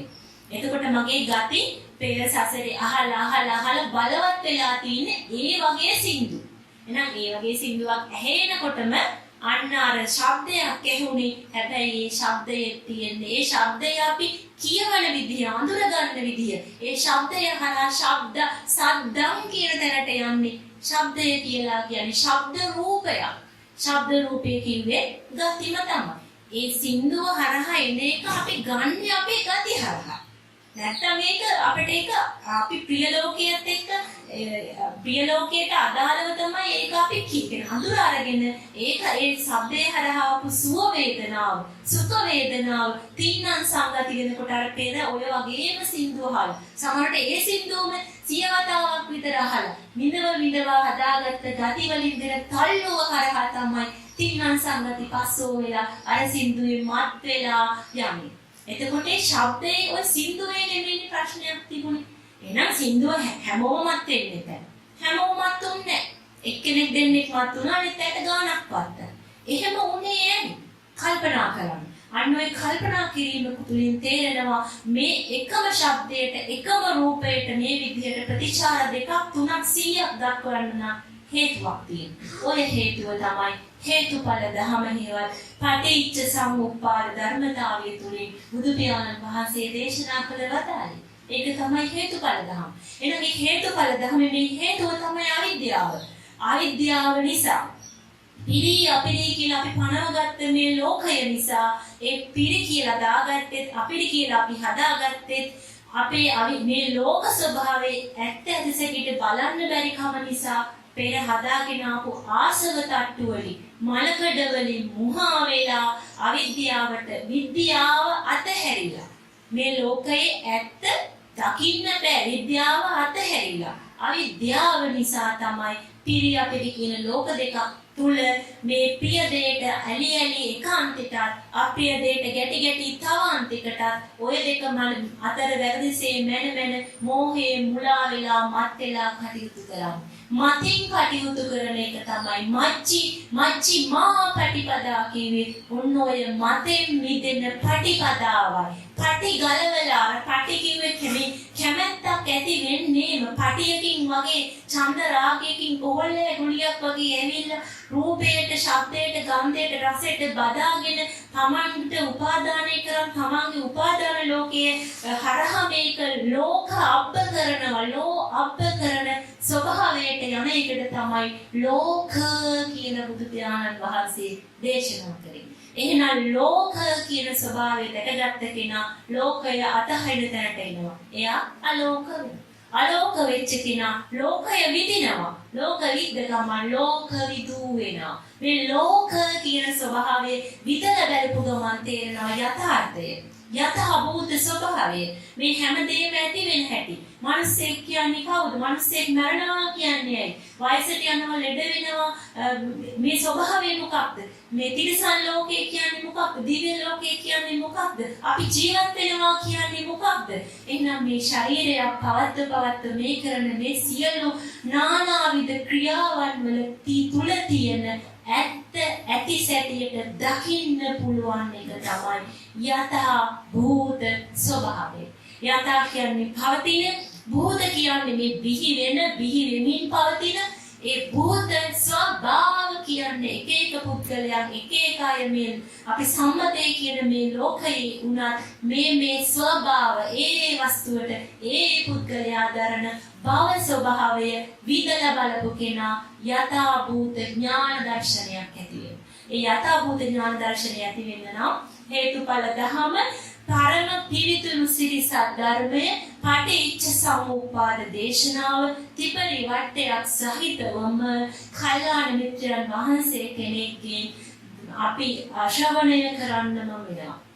සෝත අවධානයෙන්ම කන හොඳට අවධානයෙන් යොමු කරලා ඒ ධහම ශ්‍රවණය කිරීම තුළ සෝත අවධානයේ පඤ්ඤා සුතමේ ඥානෙ ලැබුණු කෙනෙකුට විතරයි යථාභූත ඥාන දර්ශනේ ඔන්න සම්පූර්ණ වෙන්නේ ටිකක් මතු වුණා වෙන.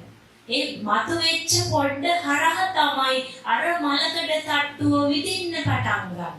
මේ ලෝක ස්වභාවය අලෝක කරන්න පටන් ගන්න. ලෝක ස්වභාවය ලෝක විදූ කරන්නේ.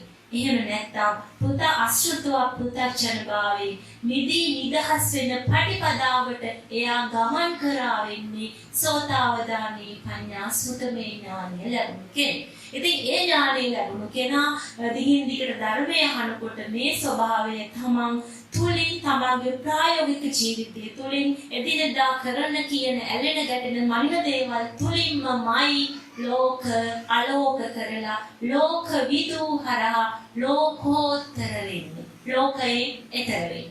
ලෝක ස්වභාවයෙන් ඈතර වුණා නම් ලෝකෝත්තර සෝයත් වෙනවා. ඉතින් ඒ හැඳින්වීම මතට මම කල්පනා කරා මේ දැන් ඔන්න ලෝකෝත්තර ස්වභාවයටපත් වෙන අශෘතව පුතච්චන භාවයේ මිදී නිදහස් වෙලා සෝතාපට්ටි ඵලයට පත්ව සකෘදාගාමි අනාගාමි අරහත් ස්වභාවයට පත් වෙච්ච අරහත් උත්තමයෙක්ගේ තමයි පිරිසිදුම නිකලැල්ම අර පිරිසිදු වතුර කෝප්පයක් වගේ තියෙන සිතක් තියෙනවා. ඒ චිත්තයේ කෙලෙස් නැ කුණු නැ කිලි නැ. ඒ චිත්තයේ පිරිසිදු නිසා ලෝක ස්වභාවය විවිධ දකින්නවා එකවරම. එතකොට ඔය ස්වභාවයේ අසුතුව පුතච්චර භාවයේ ඉන්න කෙනා තුල මනෝ කියන ස්වභාවය මනසං කියන ස්වභාවය ක්‍රියාත්මක වෙනවා. දැන් යම්කිසි කෙලෙස් කිලි කහට ගැන්වෙන තැනට යන්න කලින් මනෝ මනසං හදයන් පණ්ඩරම් මනස මන ආයතනයක් විදිහට මනි ඉන්ද්‍රියක් විදිහට එහෙම ක්‍රියාත්මක වීලා තමයි විඥානයක් බිහි වෙලා විඥාන ස්කන්ධයක් කියලා කියන්නේ අර නාම රූප වේදනා සංඥා සංකාර කියන මේ හතරම උපාදානය කරගත්ත තැන විඥාන ස්කන්ධයක් කියන තැනටපත් වෙනවා. එතකොට විඥාන ස්කන්ධයක් තිබ්බහම එතන බයක් බරක් තැවිල්ලක් දෙවිල්ලක් පිච්චිල්ලක් මතිල්ලක් කරහා ලොකු ශක්තියක් නිර්මාණය වෙනවා. ඒ ශක්තිය තමයි කර්ම බීජයක් විදිහට තැන්පත් වෙන්නේ. එහෙමනම් දැන් අපි දන්නවා සත්වයා මේ විඥාන ශක්තිය උපදවා ගන්න දැන් මේ අපි ලෝකේ ගත්තොත් මේ ලෝකේ අපි දකින හැම දෙයක්ම අහන ඇසුරු කරන gedara ඉන්න මේ හැම දෙයකම තියෙන්නේ අපි සත්ව ලෝකේ ගත්තොත් මේ හැම තැනම තියෙන්නේ විඥාන ශක්තියෙන් උපදවාගත්ත සංකතයක් මිස වෙන කිසිම දෙයක් මේ භෞතිකව අපි තියෙන ලෝකයේ අපි ළඟ මේ තියෙන අජත්තයේ තියෙන ලෝක කියන ස්වභාවය වෙන්නේ විඥාන ශක්තියක් උපදවා ගැනීමක් තියෙන ශක්තිය විපරිණාමයටපත් වීමක් ඒක ගෙවි යෑමක් ඒ හරහා තව එකක් නිර්මාණය කර ගැනීමක් විඥාන ශක්තිය හරහා විනාපු ගති හරහා විනාපු ආසව වලින් කල්ලුවක් දිදී තව හදා ගන්න තියෙන ඒවා ටික ගෙවි යනවා ගෙවෙනකොට අණු උපාද වෙවි තව සංකත හදා දානවා. එහෙනම් තියෙන ඒවා ගෙවීමත් නැවත සකස් කිරීමක් හැර වෙන දෙයක් මේ දකින අහන බලන ජීවත් වෙන පරිසරේ නෑ කියන එක Tamanට අවබෝධ වෙන්න ඕන. Taman යථා ස්වභාවය අවබෝධ වෙන එකට තමයි යථාවබෝධය කියලා කියන්නේ. එහෙමනම් අපි මේ පෙර ජීවත් වෙච්ච පහු කරපු අතීත කාලය තුල කරපු දේවල් දැන් ජීවත් වෙනවා කියලා කියන්නේ ඉස්සරහට ජීවත් වෙනවා කියලා කියන්නේ විඥාන ශක්තිය සකස් කරගත් විඥාන ශක්තිය ගෙවීමත් නැවත අලුතෙන් සකස් කිරීමත් හැර වෙන දෙයක් නෙමෙයි කියන එක තේරුම් යනවා. ඒ වගේම දැන් තව දෙයක් කතා කරන්නම් ඔය මේ විඥාන ශක්තිය ක්‍රියාත්මක වීම සිද්ධ වෙන්නේ අපි නියාම ධර්ම පහකට යටත් නිසා. දැන් නියාම ධර්ම පහට මේ පුතංජන ස්වභාවයේ හෝ මේ ජීවත් වෙන ආර්ය මාර්ගයේ යන උත්මේ පවා නියාම ධර්ම පහට යටත්. අරහත් ඵලයටපත් වෙච්ච නගති වෙච්ච ස්වභාවවලදී තමයි නියාම ධර්ම පහේ බලපෑමට යටත් නොවන තැනකට යන්නේ. එතකොට නියාම ධර්ම පහට යටත් වෙන්නේ මොකද? අපි තුල හේතුඵල ධම ක්‍රියාත්මකයි. අපි හේතු හදා මේ ඵල විද නැවත ඒකෙන් හේතුව සකස් කර යන ගමනක් යනවා. දැන් ඔය ගමනේදී අපි දැන් නියාම ධර්ම පහ ගත්තොත් ඒකෙදි ඊතු නියාමය බීජ කම්ම නියාම බීජ නියාම ධම්ම නියාම චිත්ත නියාම කියලා නියාම ධර්ම පහක් තියෙනවා. දැන් ඊතු නියාමය කියන එකේදී දැන් අපි උදාහරණයක් විදිහට ගත්තොත් අපි පෙර සසරේ එකතු කරලා සකස් කරගත්ත කර්ම බීජ තියෙනවා. ඒ කර්ම බීජ විපාකය ඒ කර්ම බීජ ටික ඵල දීලා ඒක සිද්ධ වෙන්න අවස්ථාවක් සැලසෙන පරිසරයක් සැකසිච්ච ගමන් ඊතු නියාමයේ ක්‍රියාත්මකයි. දැන් උදාහරණයක් විදිහට ඔය සුනාමි ව්‍යසනයේදී එකට යටත් වෙලා ඒකේ මරණයටපත් උනේ ඒ වගේ වතුරකට යට වෙලාම ජීවිතක්ෂයටපත් වෙන කම්ම විපාකයක් තිබිච්ච කෙනෙක්. එතකොට දැන් නියාම ධර්ම පහ ක්‍රියාත්මක වුණා. පෘථුවියේ භ්‍රමණයක් වැඩි වෙලා වෙනස් වෙලා මුහුදේ වෙච්ච යම් චලනයක් නිසා මුහුදේ ජල කඳ ගොඩබිමට ගැලුවා. ඒ නියාම ධර්ම පහ ස්වභාවිකව මේ ස්වභාව තත්ත්වයේදී ක්‍රියාත්මක වෙනකොට ඒකෙදි කම්ම විපාකයක් ඵල දෙන්න තිබිච්ච කට්ටිය ඒ අවස්ථාවට ගොදුරු වුණා. එතකොට ඒක ඉතුරු යාමේ ක්‍රියාත්මක වීම හරහා ඒ වෙන්න දෙයක්. ඒ වගේම තමයි දැන් අපිට කාර්යාලයේ හෝ වේවා ගෙදර හෝ වේවා අපිට තව කෙනෙක්ගෙන් බැනුමක් අහන්න සිද්ධ වෙන එකක් අපි කලින් කරලා නම් ඒ කෙනාව ඒ ආයතනයේදී මුණ ගැහෙනවා. ඒ කෙනාව බස් එකේදී මුණ ගැහෙනවා.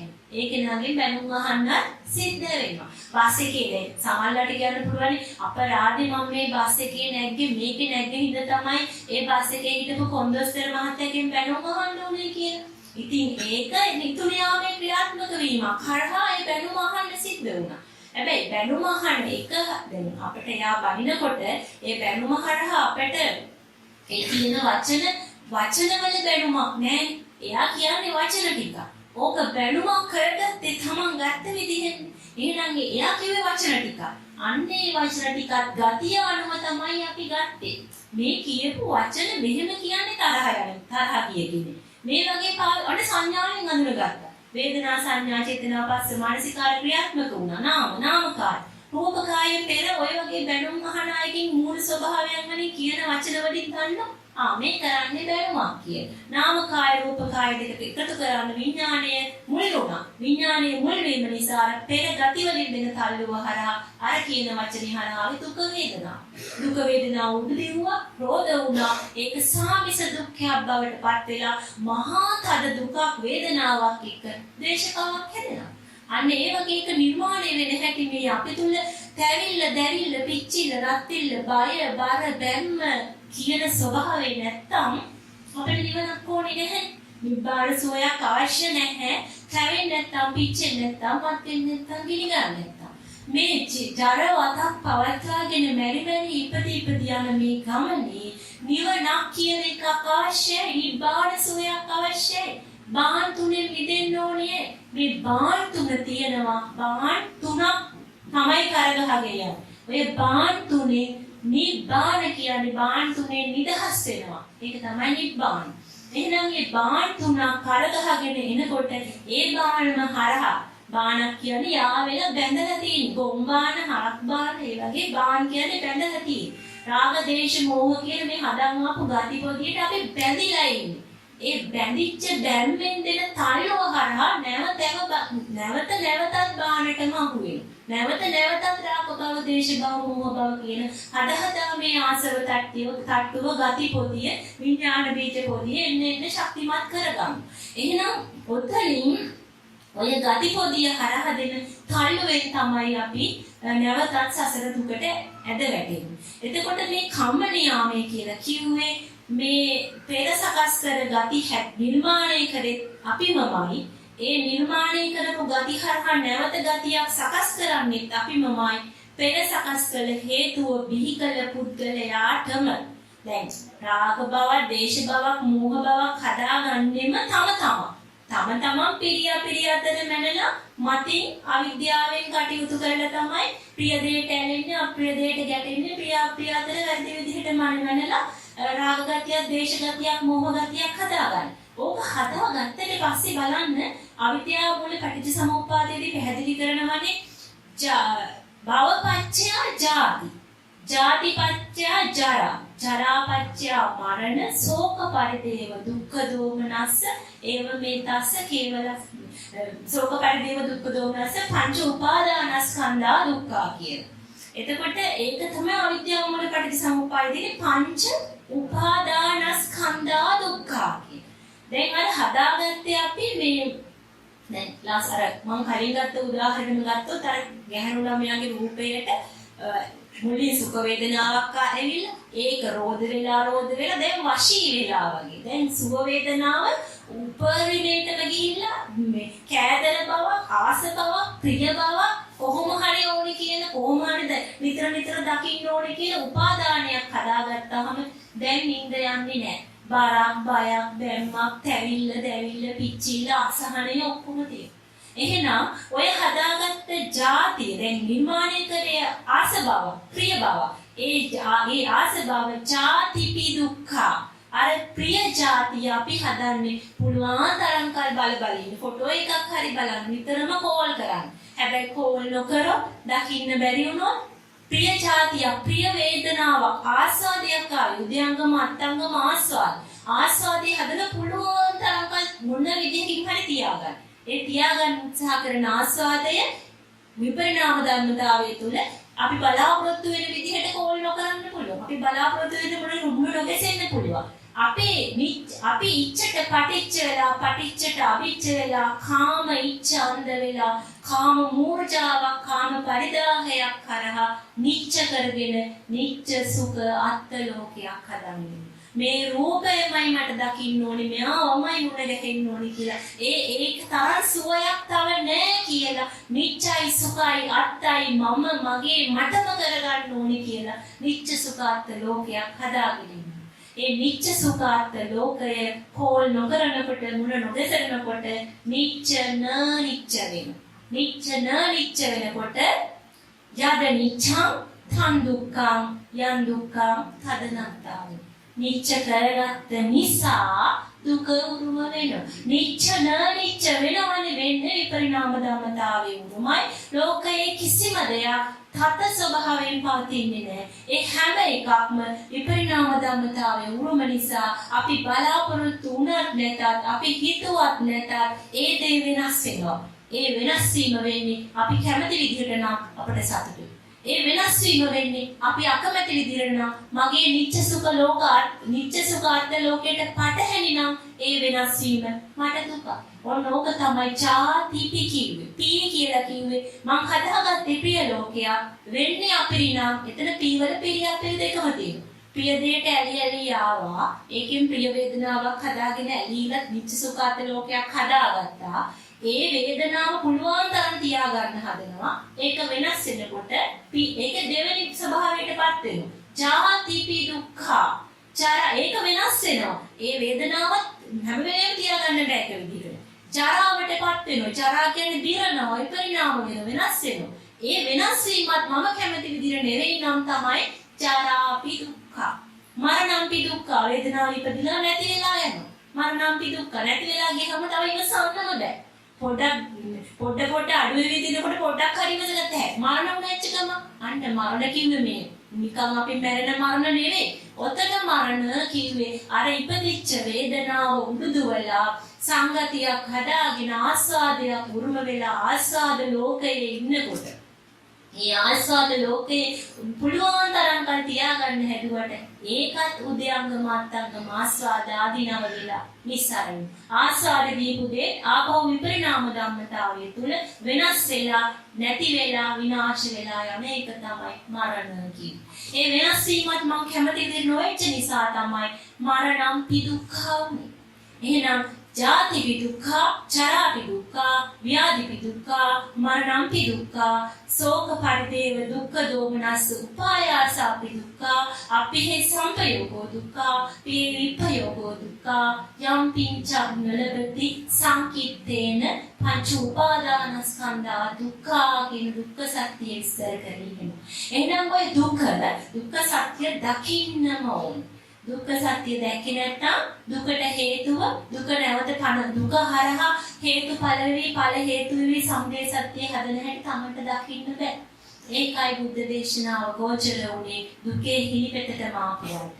බුද්ධ දේශනාව ගෝචර වෙච්චයි කවුද? බුද්ධ දේශනාවේ අපේ මේ චරිත ගත්තොත් බුද්ධ කාලයේ හිටපු රජුමාලා, පටාචාර, කිසා ගෞතමී, භාරද්වාජ බමුණ බලන්න හොඳට කල්පනා කරලා හැමෝම තැවිල්ලක් දෙවිල්ලක් පිච්චිල්ලක් රත්විල්ලක් මත්විල්ලක් කරා ගිනිගත්තා අය. කොසල් රජතුමා හැමදාම ගියා දහම තේරුණාද? හැමදාමත් ඇහුවා. ඇයි? රජස් වලින් පිළිලා අතට පයට සේවකයෙක් ඉන්න කවුරුත් බලින්නේ නැහැ, කවුරුත් දොස් කියන්නේ නැහැ, දුකක් නැත්තම් දුකට හේතුව දකින්නත් බෑ. එහෙනම් මේ පින්වත් ඇත්තෝ කල්පනා කරන්න තමන්ට බයක් බරක් පීඩාවක් දුක විඳ යන්නති ප්‍රශ්නයක් තියෙනවා නම් ඒකම තමයි නිවනට මඟ. ඒ ප්‍රශ්නේ දීපු කෙනා තමයි අන්තිමට අපි ගෞරව කරන්නේ. එයාමයි මට නිවනට පාර කැපුවේ කියලා. දැන් අපි කියනවා අනේ මගේ මහත්තයා හරීම හොඳයි මට වහිතර දෙන්න වචනයක් ජීවිතේටවත් කියලා නැහැ. පුදුම මේ බැඳියාවක් අපි අතර තියෙන අපි හරි සතුටින් ජීවත් වෙනවා කියලා. ඒක හොඳයි. හොඳ පින්න අපි කරපු ලොකු පින්නක මේ ප්‍රතිඵලයක්. හැබැයි මම නම් දකින්නේ බනින මහත්තුරු ගහන මහත්තුරු තමයි හොඳ කියලා. මොකද එහෙම වෙනකොට තමයි අපි මේ නිවන් මඟ දකින්නේ. අර හොඳයි ෂෝ කියලා ඉන්නකොට අපි මේකෙන් අල්ලගෙන මත් වෙලා ඉන්නවා. ඒ මත තුළ මේ දුක ඒතර මත් වීමක් තියෙනවා. ඒ මත නම් කොහොමද දකින්න බෑ. දුක කියන තැන හිණිපෙතටම ආපු කෙනාට තමයි දුකට හේතුව දකින්නේ. මේ කොසරට්ටුමා මත් වෙලා හිටියේ රජස්වලින්. රට රජ රම ඔක්කොම තිබ්බා. මත් වෙලා. හැබැයි මත පෙන්නුවට පේන්නේ නැහැ. මොකද රාග කියන්නේ මත් වෙලා ගෑවි ඉන්නවනේ. හැබැයි ඔය ද්වේෂ කියන තැනදී ඒ කියන්නේ දුක්ඛ වේදනාවේදී සාමිස දුක්ඛයේදී හොඳට දකින්න පුළුවන් නිවන. දෙවෙනි වේශයෙන් තමයි දකින්න පහසු වෙන්නේ. ඒක දකින්නකොට අනිත් පැත්තත් අපි දකින්න යොමු වෙනවා. රාග කියන පැත්ත දකින්න යොමු වෙනවා. දැන් මත් වෙලාම ඉන්න කෙනාට ඒක අමාරුයි. ඒ සම්තතිය අමාත්‍ය අර බුද්ධ ශාසනයේ විනාඩි ගානකින් මේ නිවන් දැක්ක ඇමති කෙනෙක්නේ.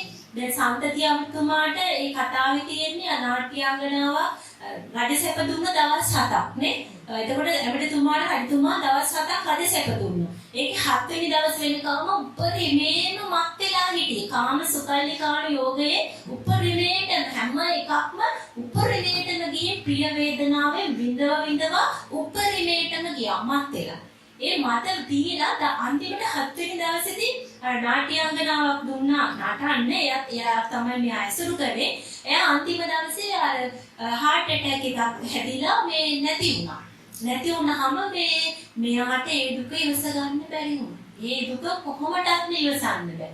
අන්නේ දුකෙන් තමයි ඇස්සරුනේ.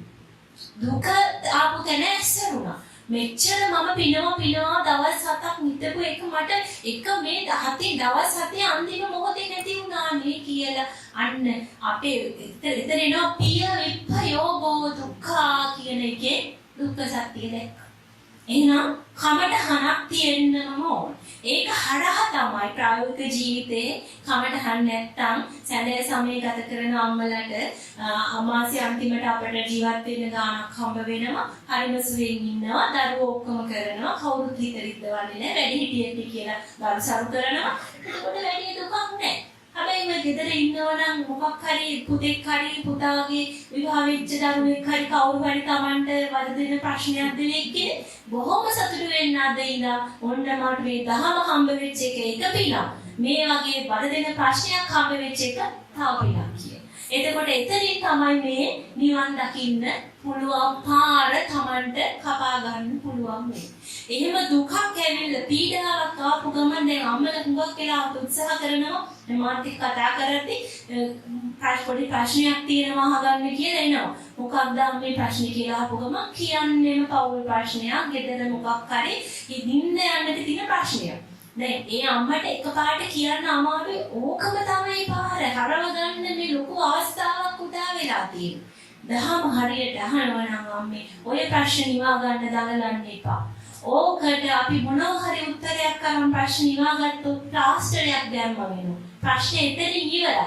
හැබැයි අම්මා මේ සසරේ මැරි දුක් විඳ යන සසර ගැටලුවට සසර ප්‍රශ්නයට විසඳුමක් හම්බෙන්නේ නැහැ. එහෙනම් සසර දුකට විසඳුමක් ලබා ගන්න ඔය ප්‍රශ්නේ කමටහනක් කරගන්න. එතනින් දකින්න දුක්ඛ සත්‍යය. තමන් රත් වෙන, පිච්චෙන, තැවෙන, දැවෙන, මත් වෙන, ගිනි ගන්න, නිින්ද යන්නේ නැත්තේ ඇයි? මොකක්ද මේ ලෝකේ? මොකක්ද මෙහෙම වෙන්නේ හේතුව? ජාති ජරා ශෝක පරිදේව දුක්ඛ දෝමනස්ස උපායාසාපි දුක්ඛා උනේ හේතුව තමන් සකස් කරන නිසා. එහෙනම් උතන හේතුව විනිවිද දකින්න, විද බලන්න. එතකොට තමන්ට තේරුම් ගන්න පුළුවන් මේ මමනේ හදාගෙන ඉන්නේ පිරිලෝකයක්. මමනේ හදාගෙන ඉන්නේ අපිරිලෝකයක්. මමනේ හදන්නේ මගේ පුතා බැඳපු පුතා විවාහ වෙච්ච ලේලිව. මට ඕන විදිහට පවත්වන්න මෙයා මෙහෙමමයි මේ විදිහටයි කෑම හදන්නේ. මේ විදිහට ජීවත් වෙන්න ඕන කියලා මම ඉච්ච වෙලා පටිච්ච වෙලා නිච්ච කරා නිච්ච සුඛාත් ලෝකයක් හදා. මම හදනවා ඒක අනිත් කෙනාගෙන් බලාපොරොත්තු වෙන්න. අනිත් කෙනා වැඩ කරන්නේ එයාගේ නිච්ච සුඛාත් ලෝකයට අනුව. එයාගේ පෙරියා පිළිවෙලට අනුව. එයාගේ ගතිවලට අනුව. එයාගේ විඥානය අනුව ක්‍රියාත්මක කරනවා. මම මගේ විඥානයේ මගේ ගතිය අනුව මමයි මගේ පෙරියා පිළිහද ලෝකයක් හදන්නේ. එහෙනම් මේ පිරියා පිළි ලෝකය කියන එක නිර්මාණය කරගෙන තියෙන්නේ අවිද්‍යාව නිසා බව. ඒක පුස්සක් බව, මායාවක් බව, රැවටිල්ලක් බව. මෙතන මේ තියෙන්නේ සත්වයේ සසර ගමනට හේතු දෙන ඉන්ධන දෙන උල්පතක් කියන එක. මේ හරහම තමයි මම මේ සසර ගැටේට අහු වෙන්නේ කියන එක දැක්කනම් මෙතන අල්ලා බදා ගන්න තරම් වටිනාකමක් දෙන්න තරම් පණවන්න තරම් දෙයක් නෑ. මේ වෙන්නේ ගතියක්මයි, මම හදාගත්ත ගතියක්මයි මේ ක්‍රියාත්මක වෙන්නේ කියලා පිරියාපිරි සිඳ දකින්න. එහෙම දකිනකොට පරිඥාත පරිඤ්ඤය වෙනවා. පිරියාපිරි සිඳ දැක්කා, සිඳ ගම ඇත්ත පේනවා. එතකොට අනිච්ච බව, දුක්ඛ බව, අනාත්ම බව දකිනවා. මේ නිච්චයි කියලා පණවන්න දෙයක් නැහැ. නිච්ච හැම දෙයක්ම නිච්ච වෙන බව, අනිච්ච බව, අනිච්ච වීම නිසාමයි මම මේ දුකට, බයට, බරට, තැවිල්ලට, දෙවිලට, නිින්ද නැති ප්‍රශ්න වලකට මුහුණ දෙන්නේ කියන බව, අනිච්ච බව, දුක්ඛ බව, ඒ නිසා මම සසර ගැටලුවකට අහු වෙනවා කියන එක තමයි තේරුම් ගන්න. එතකොට මේ සසර ගැටලුවට අහු වෙලා අනාථයෙක් බවට පත් වෙනවා. තවත් මේ බීජ පොදිය තර කර සසර ගෙනියන්න කර ගහ ගන්නවා කියන එක තමයි තේරෙනවා. එහෙනම් අනිච්ච බව, දුක්ඛ බව, අනාත්ම බව හිතලා ගන්න පුළුවන් දෙයක්ද? Tamante හිතලා මෙනෙහි කරන්න, හිතලා දකින්න පුළුවන් දෙයක්ද? ධර්ම අවබෝධය තුලම Taman දරන ස්වභාවය අනුව පටිච්ච සමුප්පාද ධර්මතාවයට බහා ගලපලා සංකීර්ණ ස්වභාවය මොකක්ද කියලා Taman තුලින්ම දැකලා ධම්මෝ සම්දිට්ඨිකෝම වෙලා ධම්මෝ සම්දිට්ඨිකෝ වෙන එක හරිම අමාරුයි. තැවෙන දැවෙන පිච්චින රත් වෙන මත් වෙන එක Taman තුලින් දැක ගන්න ඕනේ. ඒ දැක ගන්න එකට තමයි සම් දකින්නවා කියන්නේ. සම් දැක කෙනා දකින්නවා මේ සම් කියන ගතිය, තැවෙන බව, පිච්චෙන බව, රත් වෙන බව Taman නිර්මාණය කරන්න හේතුව මොකද්ද? හේතුව මොකද්ද? අවිද්‍යාව. අවිද්‍යාවට හේතුව මොකද්ද? ආසව තට්ටු වලින් ඇත්ත මුහා වෙලා, ඇත්ත වැහිලා. ඒ මුහා වීම තමයි අවිද්‍යාව. එහෙනම් ආසව තට්ටු ටික තමයි ගති ටික. ඔය ගති නිසා තමයි පිරියාපිරි ලෝකයක් හදාගත්තේ. අන්ත දෙකකට වටිනාකමක් දුන්නේ. ඔතන තියෙන්නේ මොකක්ද කියලා විදලා බැලුවනම් අවිද්‍යාව අතහැරිලා විද්‍යාව මතුවෙනවා. ප්‍රඥාව පහළ වෙනවා. අලෝකෝ උදපාදි වෙනවා. ලෝක ස්වභාවය අතහරිනවා. පඤ්ඤා උදපාදි වෙනවා. චක්කෝ උදපාදි වෙනවා. චක්කෝ උදපාදි වෙනකොට ඇස පහළ විය කියලා කියන්නේ මේ ලෝක ස්වභාවය විද බලන ඇසයි එතන පහළ වුනේ. ඒ ඇස පහළ වෙච්ච ගම Taman දකිනවා Taman මේ මායාවක් බව, මේ හරසුන් ලෝකයකටයි පැටලවිලා ඉන්නේ කියන එක. හැබැයි ඒක මතු පිටින් දැකලා අනේ මේ කොයි වැඩේ කරත් ඉතින් ඕක තියෙන්නේ මත්ීමක්නේ, ලස්සන ඇඳුම් වල වැඩකුත් නැහැ, වෙලා මේ රහට කෑම කාලා වැඩකුත් නැහැ, දරුවෝ හදලා වැඩකුත් නැහැ, විවාහ වෙලා වැඩකුත් නැහැ, රස්සාවල වැඩකුත් නැහැ, උපාධියල වැඩකුත් නැහැ කියලා පැත්තකට ගිහින් ඉන්නේ. දැන් හරිද වැඩේ? ලෝකේ වැඩක් නැහැ කියලා ලෝකේ ඇත්ත දැක්කම මම කියලා මම ලෝකේ අතහැරියා, ඔන්න ආලෝක වුණා කියලා ඉන්නවා. හොඳට බලන්න ආලෝක වුණාද කියලා. බුද්ධ දේශනාවේ ලෝක කිව්වේ භෞතිකව කරන යුතුයකම් වගකීම් රැකියාවල් කරන විවාහ වෙනවා අතහරින එක නෙමෙයි. මේ ලෝක කියන ස්වභාවය කිව්වේ අසකන නාසය දිවකයි මනහරහා රූප ශබ්ද ගන්ධ රස පොට්ටබ්බ ධම්ම කියන එකට පටිච්ච වීම හරහා සමුප්පාද කරන ක්‍රියාවලිය, විඥාන ශක්තිය බිහි කරන ක්‍රියාවලිය. ඔය ලෝක ස්වභාවයයි දකින්න ඕන. ඒ ලෝක ස්වභාවය දැකලා දකින්න නම් සංවට්ටේ තුල ඉන්න ඕන. විවාහ වෙන්න ඕන. දරුවෝ හදන්න ඕන. ඉගෙන ගන්න ඕන. ලස්සන ඇඳුම් අඳින්න ඕන. ඇඳුම ලස්සන ඇඳුම අඳින්න Tamanට තද ආසාවක් ඇවිල්ලා මෝස්තර ඔස්සේ යනකොට මෝස්තර වලින් මත් වෙලා කටයුතු කරද්දී යෝනිසෝ මනසිකාරේ ක්‍රියාත්මක නම් එයා දකිනවා මේ මෝස්තරයි කියලා ඇඳුමේ අත මේ විදිහට දැම්මොත් ලස්සනයි, කර මේ විදිහට දැම්මොත් ලස්සනයි කියලා Taman හදාගෙන තියෙන තැන Taman නොයි විචයි සුඛයි අත්තයි කියලා පණවන් තියෙන. ඒක පුස්සක් බව, මායාවක් බව, හරසුන් දෙයක් බව දැනගත්තා. හැබැයි අර ඇඳුම අඳිනවා ඉච්ඡ ලෝකයේ විතරක් ක්‍රියාත්මක වෙනවා, පටි ගැලවිලා යනවා. එහෙමයි කියලා කර මේ විදිහට දාලා දැන් කර මේ විදිහට දාලා බ්ලවුස් එකක් තමයි මම කැමති මහගන්න කියලා ඔන්න රෙදි කෑල්ලක් ගිහින් ඔන්න ඔය ඔයාලට කැමති ඕන විදිහකට මහන්න මට කොහොමද මෙහෙවත් එකයි කියන්නේ. එහෙම නෙමෙයි වෙන්න ඕන. තමන්ගේ ඉච්ඡ ලෝකයේ කාටේ මහාන කැමති විදිහට පටිච්ච වෙලා නම් තමන් තුල අර ඒක මත් වෙන ස්වභාවයක් තියෙනවා. ඒ මත් වෙන ස්වභාවය හොඳට දැක ගන්න. හරිම අමාරු තැන හොඳට දැක ගන්න එක මත් වෙලාද කියලා බලා ගන්න පුළුවන්. කියපු විදිහට මහල නැති වුණාම තරහ යනවා. කියපු විදිහට මහල නැති වුණාම කෙනෙකුට තරහ යනවානේ. ඒ වෙලාවට බලන්න මම කිව්වේ මෙහෙම නෙමෙයි මෙහෙමනේ මහන්න බලන්න කොයා මහල තින හැටි කියලා තැවිල්ල දෙවිල්ල පිච්චිල රත්විල්ල මත්විල්ල එනවනම් අන්න තමන්ගේ නිත්‍ය සුඛාන්තලුක්කේ තමන්ට පේන. එහෙම බෙන්න මේ කියන්න උත්සාහ කරන්නේ දෙයක් මෙහෙමයි කරන්නේ කියලා ක්‍රමයක් නැහැ. සන් ඉපද වෙන්න පුළුවන් ඕනම තැනකදී සන් ඉපද වෙන විදිය තමන් තුළින් හොඳට දැක ගන්න. එහෙම දැක්කට පස්සේ තේරෙනවා ඒක දැක්ක කෙනා තමන්ගේ ඉච්ඡ ලෝකේ ක්‍රියාත්මකව පවතිනවා. තමන් කැමති අපි හිතන්නකෝ කෙනෙක් අඳින්නේ එයා අඳින විදිහක් තියෙනවානේ සමහර සුදු වැඳුම් අඳින්නේ. දැන් සමහරව දිගට ඇඳුම් අඳින්නේ. ඒ කෙනාගේ ඉච්ඡ ලෝකය. ඒක එයා මේ පටිච්ච වෙලා මත් වීම කියන තැන නැතුව ක්‍රියාත්මක කරන තැනක් එනවා. එහෙම වෙන්නේම මත් වුණා කියලා අඳුරගෙන සංගතිය ඉපදුනා කියලා ඉපදෙන තැන් සංස්වභාවය දකින්නම ඕනේ. ඇඳුම ඇඳලා මත් වෙලා මෝස්තර කර යන අතරේදී ඔය මෝස්තරේ නිසා දුක්ඛ දෝමනස්යක් වෙනවා කියපු විදිහට මහල නැහැ. මොන දුක්ඛ දෝමනස්යක් ආවා. මහන්න දුන්නා කියපු විදිහට නෙමෙයි අම්ම මහලදී. ඒ වෙලාවෙ වෙන ගති ස්වභාවය හරහා අඳුර ගන්න මම මොකටද මේ ඇලේ ගැටෙන්නේ යන්නේ. මොකද්ද මම පනවපු ලෝකේ. මම තැනේ මට ඕන උනේ මේ ඇඳුම මේ විදිහට මහා ගන්න. එහෙනම් ඒ ඉච්ඡ කියන ලෝකෙට පටිච්ච වෙලා නිච්ච කරගත්තේ මම. ඒ නිච්ච සුඛාර්ථ ලෝකේ නිච්ච වෙච්ච නිසා තමයි මට මේ දුක ඇති වුනේ. එහෙනම් මොන්නර මත් වෙලා කැවිලා ඇඳුමට බැනගෙන යන්න මත් වීමක් එන තැනදී ඕක ඒ තරහව එකපාරට ආවම ඕක දකින්නත් බෑ. ඒ තරහ වෙන වෙලාවේදී අපිට පුළුවන්කම තියෙනවා ඇයි මේ තරහ එන්න ආවේ කියන එක මිනිවිද දකින්න. ඒක දකින්න අමාරු නිසා තමයි චතුරාර්යකාවලදී පළවෙනියෙන්ම සමත කියන්නේ සා කියන්නේ යහපත් හැබැයි මතක් තියෙන. සමත.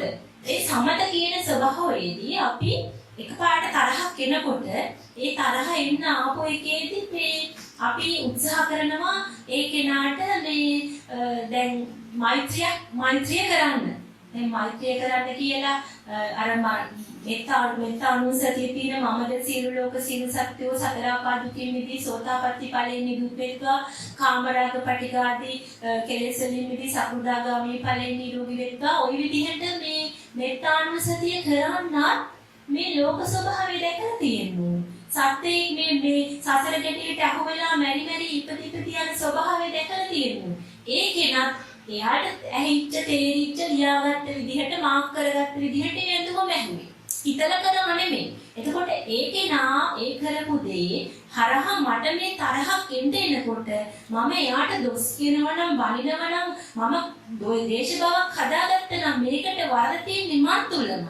මගේ නිත්‍ය සුඛාර්ථ ලෝකයයි කියන එක දැක්කොත් අර හොස් ගාලා ඇවිලිලා බනින්න ආපු එක ඒ දැක්ක ඒක දකින්න බැරි කම නිසා මුලින් මෙත්තානුසතිය තමයි ආන වෙන්න ඕනේ. එතකොට තරහ පාන වෙනවා. තරහ පාන වෙන්නත් මෙත්තානුසතියේදී අර මේ ලෝක ස්වභාවයට අපි අහු වෙලා ඉන්න සසර ගැටේ පටිච්ච සමුප්පාද ධර්මතාවේ හේතුඵල දහම ගති උපත ගති අනුව තල 31කට වැටෙන හැටි මේ සසර ගමන තමන් තුළින් දැකලා ධම්මෝ සම්පීතිකෝ වෙච්ච කෙනෙක් තමයි සම්වලට හේතුව තමන්මයි හදන්නේ කියලා සම්මදක්කාතා වෙන්නේ. සම්වලින් නිදෙන්න පුළුවන් කියලා තමන්මම දකිනවා. මොකද ඒකට හේතුව තමන්ම හදාගන්න පිළිඅපිලි ලෝකය කියන එක. එහෙම දැක්ක කෙනෙක් තමයි අර මෛත්‍රිය කියන එක මේ පදපරම විදියට සජ්ජායනාවක් විදියට මෙනෙහි කිරීමක් විදියට කලින් පුරුදු වෙලා ප්‍රැක්ටිස් කරලා දාන ඒවා එහෙමත් තියෙනවා. එහෙම මෙත්තානුසතියක් ගන්න බෑ.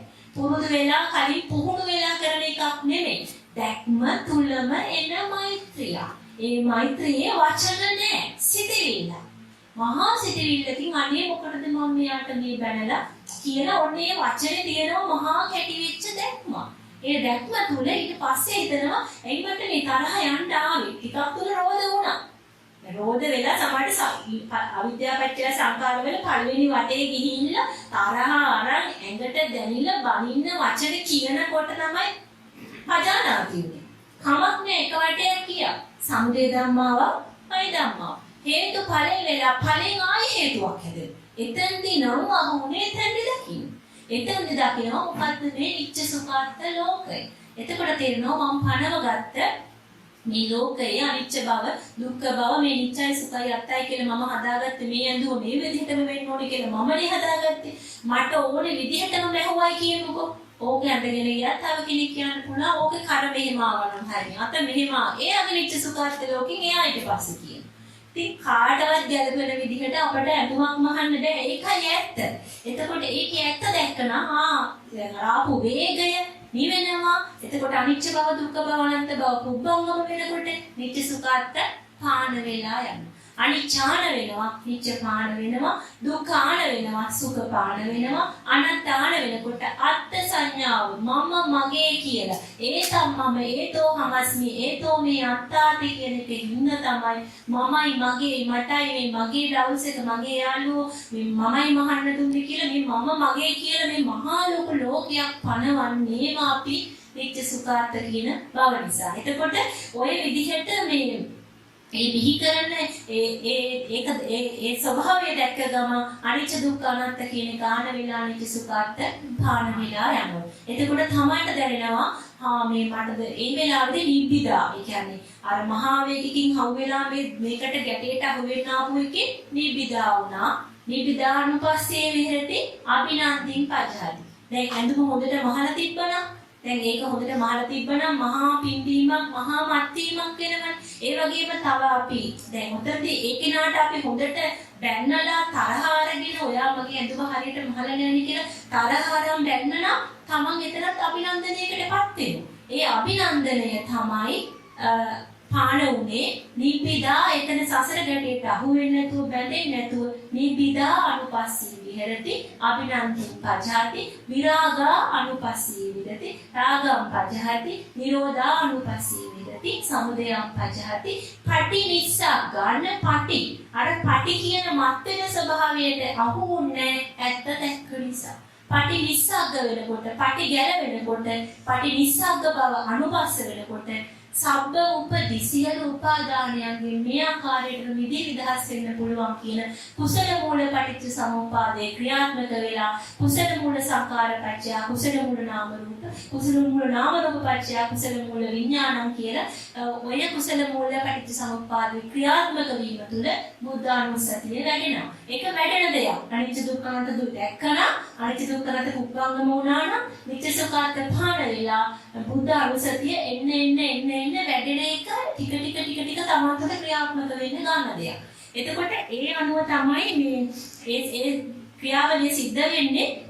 මම පැහැදිලි කර හිටියේ දැන් නියම ධර්ම පහ ක්‍රියාත්මක වීම මත අපි මේ හැම දෙයකම යටත් වෙනවා කියන එක.